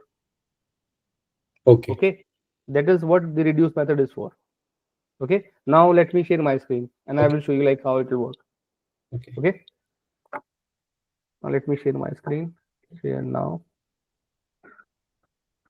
Entire screen. Yes. Okay, I'll not take much time. Okay, guys, just 10-15 minutes more, and we'll wrap it up. Okay, see here, right? Again, let's take the example. The example is this: we have these values 1, -2, 3, let's say -5, something like this, right? These are the values. And again, we have something called reduce. Okay, reduce again takes all three inputs, right? The callback function. So it will take value, it will take the index, it will take the what else? The array, right? It will take all three inputs, right? And again, it depends on the logic which you want to write. But in the case of map, right, and in the case of filter, right, what was the output here? The output was an array, right? An array. But in case of reduce, the output is not the array, it's a single value. Whatever value you want to return, right, you can return that, but it's not an array, it's a single value. Let's say num or string, right? Whatever you feel like, you can return that value, but it will not be an array. Now, as the name says, reduce, you have a bigger size, reduce it to a single value. Okay, if you have such intention or context, right, you want to solve such a problem, then you should be using reduce here, right? You will take a lot of inputs and then boil down to a single value, and that is what you wanted to return. Okay, in our case, right, let's say we wanted to do that summation part, right? Okay, how will I do it? Now, reduce takes these three inputs, which is okay, which is as similar to map, filter, foreach, and all. But there is one special input to this. It also accepts one other input, which is called accumulator. Okay, accumulator. And okay, let me show you first. Again, right, try to understand the output would be what? It will take all inputs, right? Go through them one by one. Again, it will do it one by one only, right? It will take the first input, right? And you can consume it. You will have it to the value, right? And you can do something about it, right? Then it will go to the second input, second iteration, third iteration, fourth iteration, right? It will go through all the items, and then in the end, you can return a single value from it, but it would not be an array. Okay, how will you do it? Let's come back. This is the values part, right, which we were checking. I hope I don't have any other code up, right? Okay, so here, right, so this is the values. What I'll do is values dot reduce. If you see the right, it takes callback function again. Okay, sorry, my bad. Previous value, current value, current index, array. No, callback function. Okay. Okay, my bad. Okay, my mistake. Okay, it does not take the same inputs. It's a different input. Okay, I got it. Sorry. You can see, right? It takes the array for sure, but it also takes three other inputs, right? It takes the current index. You can see, right, and current value. So these three things are already there, right? Current input, current index, and the number, right? It takes all three inputs: current index, current value, current index, and array. But it also takes one more input, which is previous value. Okay, let me go back here actually. If you see this here, right? If I talk, if you are talking about this, this is what current value, current index, and the complete array, right? But it also accepts one another input, which is the previous value. Okay, so these are the four parameters now: previous value, and these are same as these methods. What these methods receive: current value, current index, and array, right? Just the name, but just the difference in the terminology. But there's an extra parameter which is previous value.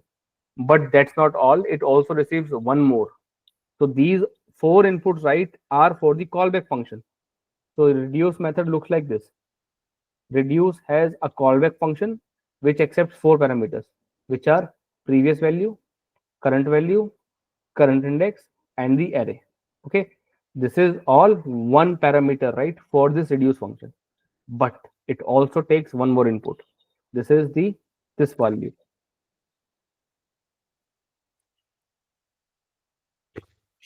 You can see, right?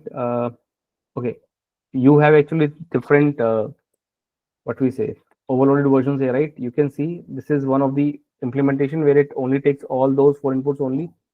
It takes only callback function. You can see callback function, previous value, current index, and number, right? And it will return you a number in the end, just a number, because you're taking numbers. If I make it of string, it will start showing here string only. Okay, it will start showing here string, right? But there's a second overloaded version of it which is looks like this. You see, it's the same callback function, but this time there is a second input which is called initial value. Okay, initial value. And the third, I think it is similar. It's just a way of writing. Okay, fine. Right. What I am interested is in the first two versions, right? I can call it like this, or I can call it like this. Okay. For me, this is what makes sense in the current context, right? So it will take a callback function. It will take a callback function, and it can also take the value. Let me start using it. So I will call it here.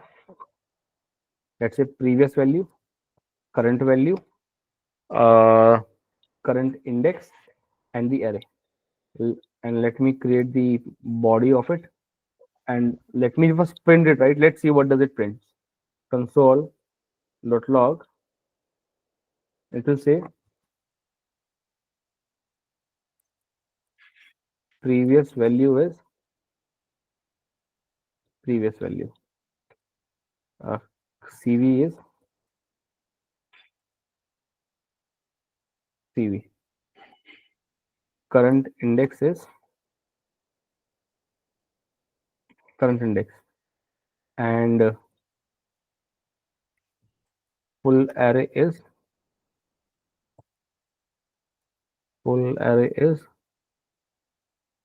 array, right? Let's say this is my output, right? And this will keep on. Okay, what does it returns? Returns a number. Will it run? Let me run it actually.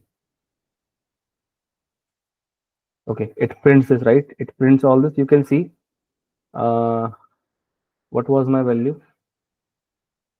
Let me bring it down.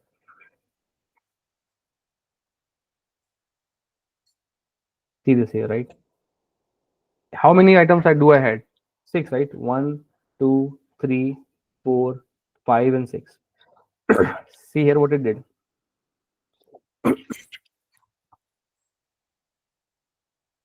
Okay, why did it say undefined? Okay, I got it. Okay, why did it got undefined? Okay, the first is 4 here. So you can see, right, when it starts, right, there are 6 items, but it ran for 5 times, right? 1, 2, 3, 4, and 5. Okay, that is how it runs, right? Okay, we'll discuss more in detail, like what is the implementation. Just look at what is happening here. If you would see the previous value, So try to understand, it did not started from 0 index. No, it started from 1 index, right? So it did not started from 0. You can see current value is what? -9, right? It started from here, right? And you got the current index as 1 and the full array is this, right? Then it moved to the second index, right? This part, which is 5 here, right? Then it printed this. But in this case, it is saying undefined. I will explain why it said undefined. If you think it should have said -9, I'll come to that point. Okay, why it is not saying -9, or let's say 5 or minus or 3 or -25 is okay.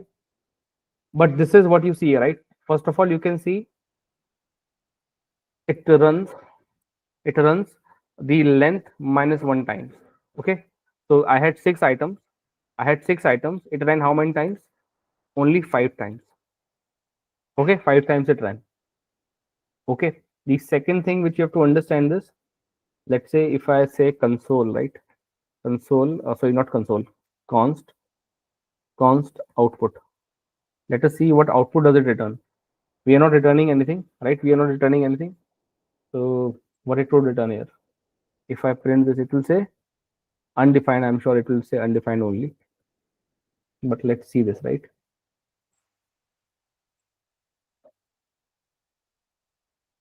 Undefined, right? I'm not returning anything, right? If I want it, right, I can. Let's say I'm returning it. So I would say what? Return, let's say Akhil here.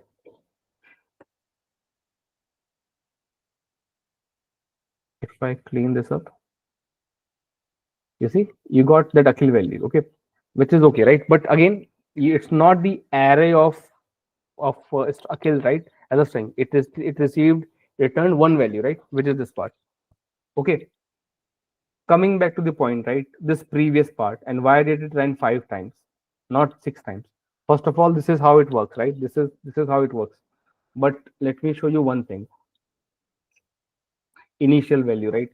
So I will do what? I have to set the value. How do I set the value? I will set the value as, let's say I can do 1 here.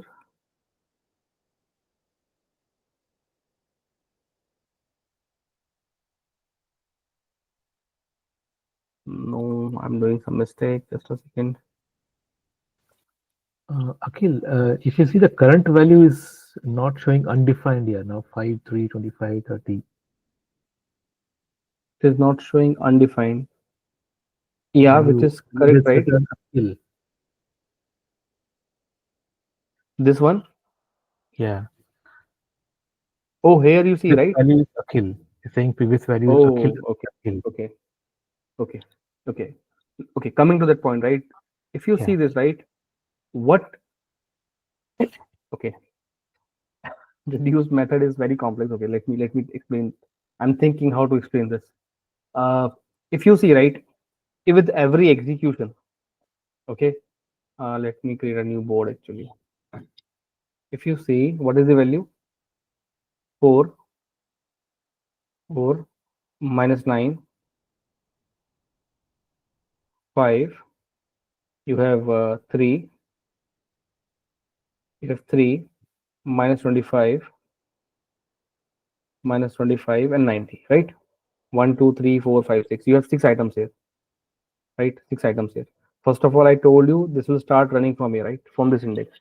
Now, for this, right, to start with, what it will consider the previous value? It will consider the first value as the previous value, okay?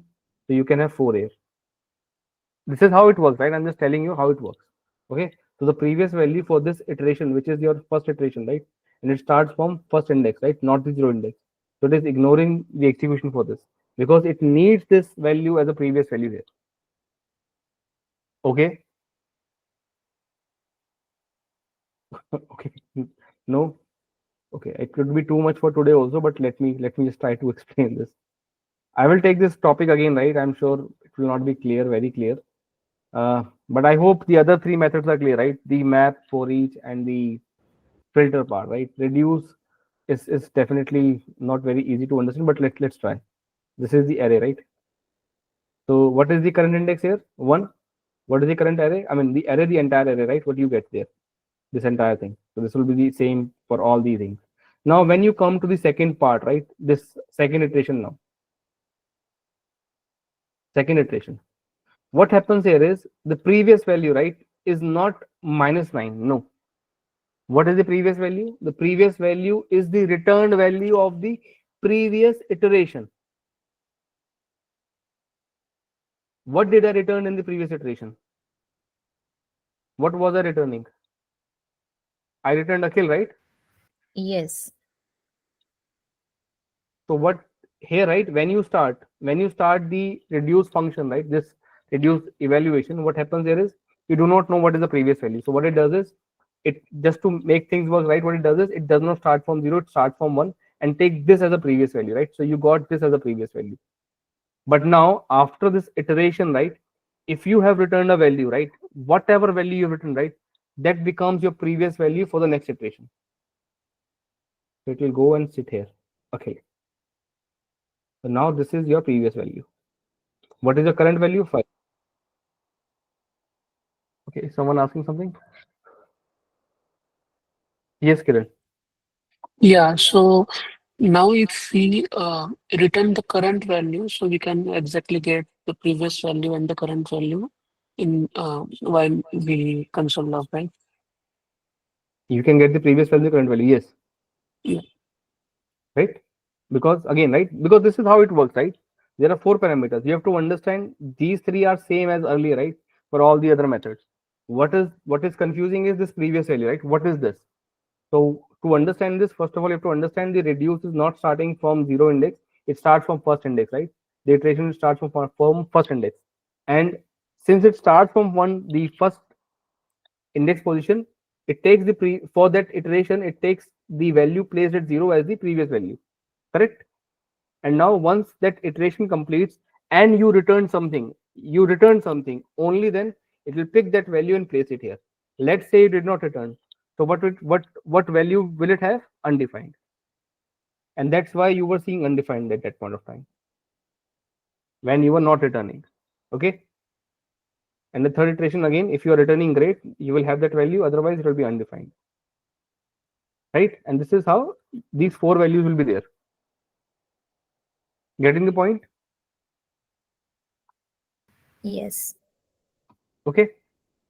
Okay, great. So this is first of all to understand like how it is working, right? It is working. We have not seen our program being executed like the way which we wanted. We wanted to collect all the values and create a sum, right? That value. Let me try. I think I'm forgetting something over there, but let me try. It says reduce. So what does it need? Let me just check. It needs a callback function. It needs. Okay, let me. Initial value number. Initial value, right? So let me create a variable const. Not count. Not the initial value. Okay. Const initial value. Let's say initial sum equals to 0. Okay, I'm giving initial sum equals 0. Akhil, I have tried something. If you go to line 170 and instead of Akhil, can you say just PV plus is equal to CV? Okay. PV plus CV, right? Yeah. PV is equal. Sorry, plus is equal to CV. Yeah. This one, right? PV plus CV only.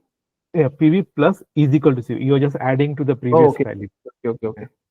Yeah. Yeah, and now you can just print it out.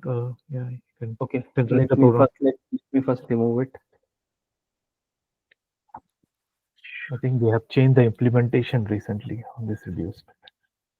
Let me remove this and run it now. You got 68. So if we sum it up, right, 90, I think it will be 68 only, right? Yeah. Okay, great. So again, right, you are using the power of PV and CV right here. But what if I told you that get me the multiplication of this? Will I do this and it will work? PV into equals to CV 4, you will get, I think, yes, it will work, right? This will also work. Okay, great. Yeah, this will also work, right? So let's say I want to find the multiplication of all the numbers, right? This is what you have to do. Let me do it. Okay, great. Okay, thanks. I also wanted to show you that approach of initial number. What is the use of this value? But okay, but with this implementation, it goes for a toss. No worries. I'm okay with this.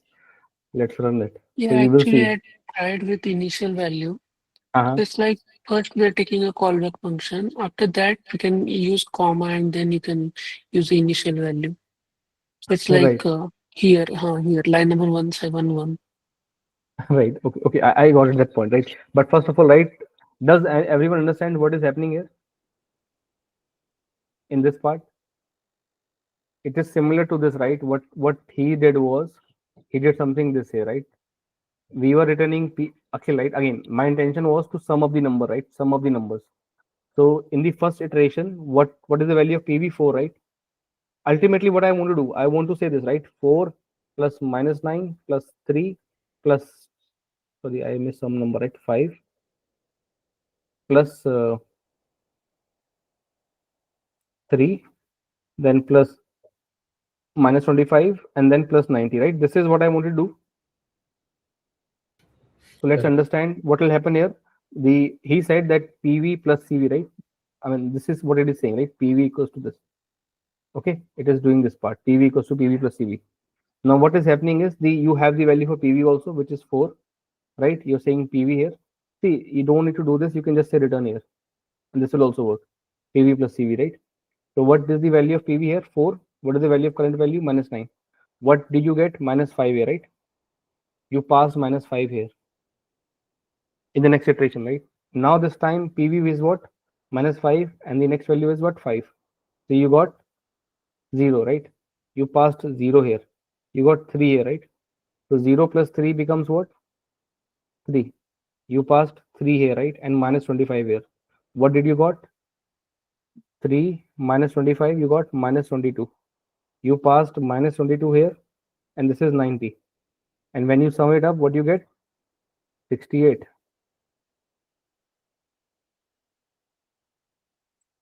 You're getting the point, right? Okay, Kiran. So Akhil, here we are not actually returning previous value. We are sending whatever we have calculated, right? And that becomes your previous value in the next iteration. In Okay. the form of previous value. In the form of Okay. return value, sorry. Yes, whatever you return, right, from Mhm. within the reduce, it becomes a previous value for the next Value for iteration, next iteration. Okay. right? And this is how it Yes. works. Okay. But yes. Okay. Again, it's just a way of writing, right? Whatever you're comfortable with. Let's say I'm using some other approach. Okay. And does anyone has any any issue in understanding this part? I hope not, right? Ultimately, whatever this last iteration will return, right? That would be your output. I hope you got the sense of that also, right? What did your last iteration returns? That is what matters, right? So what is the last iteration returning? 68. So that is the output of the reduce method. But how did you reach there? You have to understand because of these 4 parameters, especially about previous value. And you have to understand that this ran only 5 times. Okay. Okay. So no answers. I feel everyone understand this. Okay. Let me do one more approach, right? Let us take it out. Let's place it. Okay. Did not got copied. Let me place it here. Let's say I don't want to do this, and I wanted to have a concept. I want to use the second version of the reduce, which takes initial value, right? And I don't want to do this. What I want to do is I want to say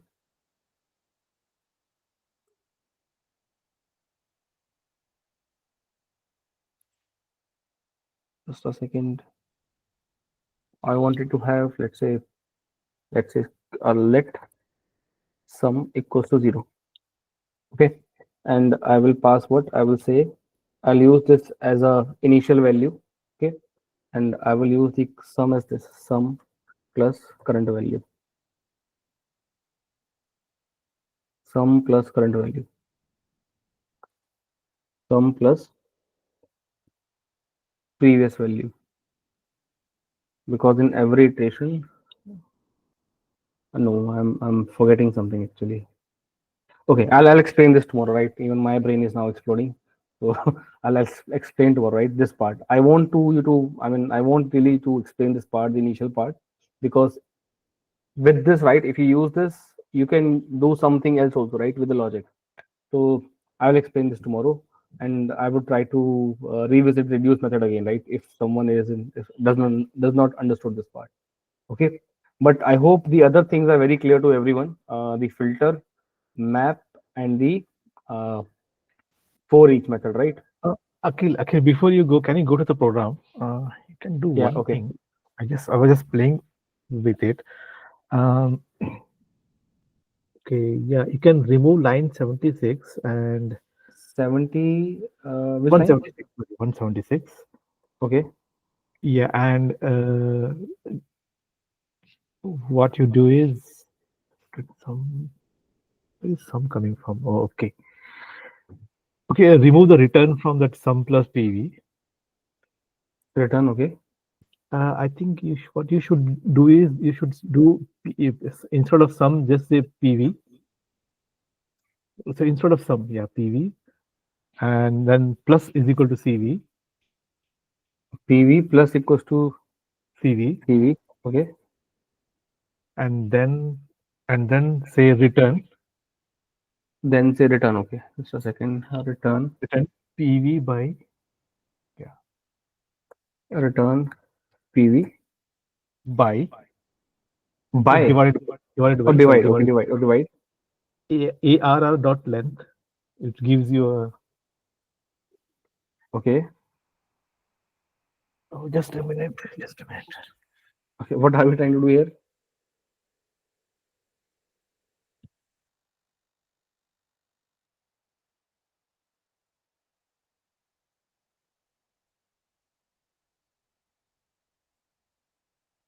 AR dot length.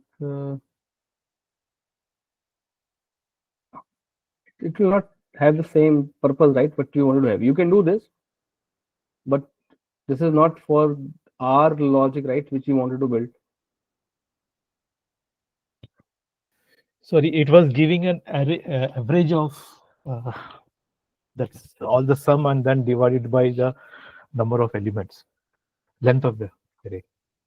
Yes, that is what it will do, right? Because previous Yeah. value, you're doing what? Okay. But again, you have to understand this time the previous value, right, would be an output of this thing for every iteration, right? Yes. The next iteration, in the first iteration, the PV is 4, right? Which we got. Okay. Then what you're doing is 4 plus minus 9 becomes minus 5. You're saying minus 5 as an output here, right? In the second iteration. In the first iteration, right, you get PV as 5 after this line. Yes or no? Yes. Right. And now you're doing what? You're saying return minus 5 divided by 6. So yeah, whatever the output is, right, it would be returned from here. In the next iteration, PV would be this value, which is, I believe, 0 or 1, whatever that value will become. So next iteration, PV is not like earlier we were getting the correct value as per our logic, but this time it will receive 0. Right? Mhm. I mean, this is not, I mean, this is okay to write. Yeah, there is another way to do that. Yeah, sure. Right, this is not what we want to do, but yeah, maybe for some logic, which maybe some question, it could be the what we wanted to have, but not for the current logic of adding up the numbers. Okay. Yep. Okay, great. So tomorrow, right, I will like to show you an example of this and maybe explain it in a better way. This part, the initial part, okay, because this is something which is different from all the other functions, because those functions did not had this kind of a variable, like initial kind of a value, right? So I'll explain this with the help of example, and that will also mark the end of arrays. Oh, sorry, we have one more method, sorting, right? We did not sort the arrays. So we'll discuss these two and then we'll start the debugging. Okay, we'll discuss the debugging part in the JavaScript tomorrow. Okay, okay. This is interesting actually. Arrays methods, right? Always. Okay, it sometimes gets confusing. No worries. Okay, so any questions anyone has for today? Or we're good? For the other three methods, I understood, but for this reduce method, I'm still trying to figure out, like, in actual practical day-to-day life, what could be the implementations that would help. Okay, I can give you a reasoning for this. Let's say you have an e-commerce website, okay, and there's a checkout page, and you have added all the items to it. Okay, so you have all the items in the checkout page, right, being displayed in the grid section, right? Now, using the locators, you extracted all the values from the screen and you have put them into the arrays, all the final price of the products. Okay, so let's say you have 5 items and there is a final price for each item. You have collected them and you put it into an array. Now, in the end, you want to validate whether the calculation done on the screen of the sum of those, right, is actually correct or not. So what you can do is you can use this reduce method, right? You have the array of those inputs, like whatever that value is, since you have extracted from the screen, you can sum them up, right, and get to a single value from all those values, right, and then compare that value with the output which you have on the screen. One of the use case, right? Getting the point? Yeah. So yeah, this is what you will use for it, right? That can be achieved in a simpler way with other methods as well. You can do it, right? You can do anything with simpler approach. Okay, let one thing, right? One thing. See, I told you, right? Within JavaScript, everything you're doing with these arrays, right? Using the methods, inbuilt methods which arrays are providing, you can do all these things without using these methods, right? By creating some outside logic, right? By putting a function or somewhere, right? As we discussed in the beginning. So it's not that this is the only way to achieve it. Everyone should be very clear about this, right? This is not the only way to achieve this. You can create a separate function and invoke the things, right, out there. But why would someone prefer this approach of using an inbuilt function on arrays rather than creating a separate function altogether? Because this way of writing supports functional programming, right? Let me give you one example. Okay, let me give you one example. Sorry for extending. Let me take one example. I want this to clear, right? At least that part. You should understand the importance of these methods. Okay, let's say I have a use case. Let's say my name is this const full name equals to Akhil Kumar Chen. I want you to print me an output, right, of my acronyms. So I want that this is only one name, right? You can have n number of names like this, right? But I want you to do it. Let's say what I want is that you will get this input and you have to print AKJ, all in small, the first letters of these words.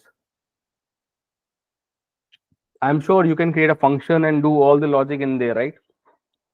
But let's say I'm asking you don't have to do that, and you have to use these inbuilt functions of arrays, right, and strings, right? Use method chaining, right, to chain the methods together and make it like a stream of data, right, flowing from one method to another.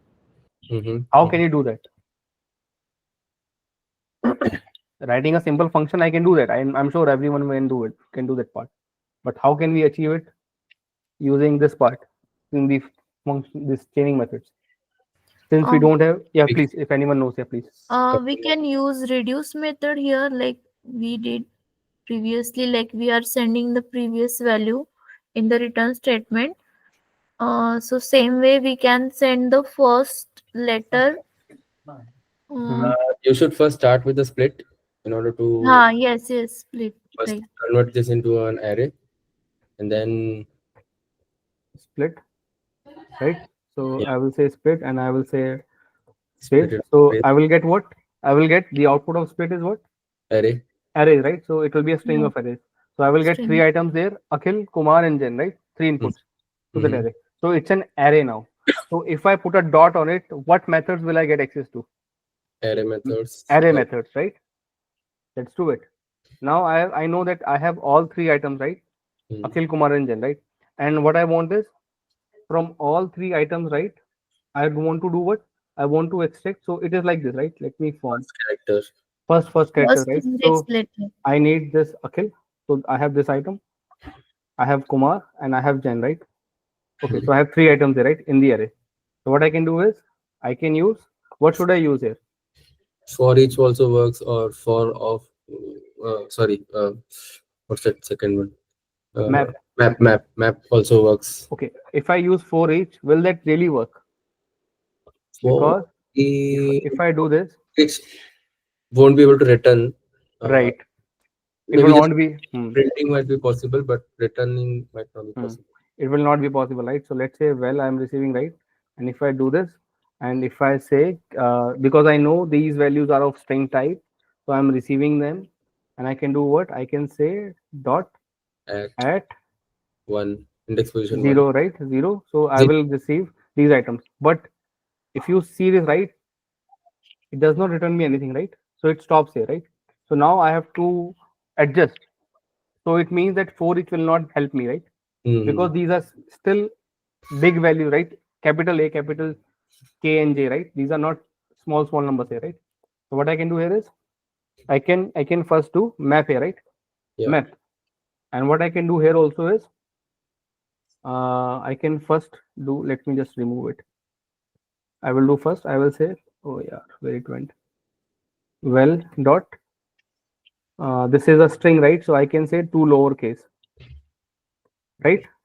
And it's still a string, right? And once it is a string, I can go and say 0. So, and you can see I have not places the braces, so it is a implicit return statement, right? So it will return the first letter of all three, right? So it did what? It first made it small, and then it extracted the first character from it, which is A. Then it did what? Kumar, and it took K from there. Then it did what? Jan, and it took J from there. So you got AKJ, right, from there. And now you will get it what? You will get it like what? AKJ, right? Like this. Correct. So what are you getting? You're getting an output, right? Often, so your output isn't still an array. So what are you getting? You're getting an array like this. A, K, and J, right? The output of map would be this, right? No one agrees? Let me run it. Yeah, one Let me just run it. character from every string. Yeah. Have I commented everything else? Yes. Okay, I'm not printing this. Console.log output. You see AKJ, right? And I wanted what? I wanted this, a single string. Okay. It's not that reduce will help me over here. I think I have a better method, right? It like if we have a saying, right, that if you need a knife, you should not take out a blade, right? I mean that sword, right? So we have a better method than that. What you can do is join. We've talked about join, right? It concatenates all the items together, right, within the arrays and form a single value, right? Okay. Add all the elements of the array into a string separated by a specified separator. Since I'm not providing, oh, it's this comma, no. Okay, not this one, sorry. It will be this. I have another method, I believe. Okay. Index of join. There is something other method also, right? Yeah, Anand, please. Sorry, not related to this, but yeah, I just updated the logic that I was trying a while ago, and with the help of reduce, I was able to get what I wanted. So this was the updated logic that worked. Yeah, please share. I will like to see that. Yeah. So you got reduce well plus equals to well. So with everything 1, 2, 3, 4, 5, you were able to get the value. Yeah, and it printed 16. 9, 12, 14. 9, 12, 14, 15. What did it printed? It printed 16. Why it printed 16? I'm not sure. Maybe it. We'll discuss tomorrow. Okay. Okay. We'll discuss Yeah, that part tomorrow. this one worked. What I was trying. We'll discuss that part. Okay. Why am I receiving AKJ? Because it should join. It should join. Okay. Let me first read. Am I missing something? Yeah, now it will. A string used to separate one item from the next in the string array. If formatted the arrays. Okay. If formatted the arrays are separated. Okay. I can do this way. And when I was doing, it should work. Why it is not working? Yeah. You see AKJ. Correct. What I wanted to show here is the power of functional programming. You can see, right? I wrote the entire logic, right, of converting this into AKJ in a single line, like this, right? And this is very much readable. You are starting from left, you did a split, then you moved it to a map, right? Because you get an array and you are evaluating every value one by one, converting into a smaller case, and then extracting the first character from it, and then this thing, right, will return you an array of this thing, right, which is the single characters, which is this part. Now the output of this map is this part, and now you can take an action on this. And I took the action by joining them together by this separator, which is an empty space, and I got AKJ, right? You could do the same thing by creating a separate function and going through by the for of loop and all that, right? It's possible. It's just that you have to understand, like, why would someone do a lengthy thing, and if you have an option to do in a some smaller way. Okay, this is what functional programming is,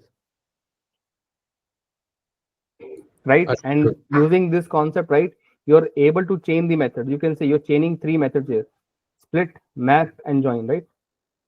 This is chaining of methods, and you will see, I mean, in all the good ways, right, of frameworks which you will see writing, you will find them using this functional programming at maximum places.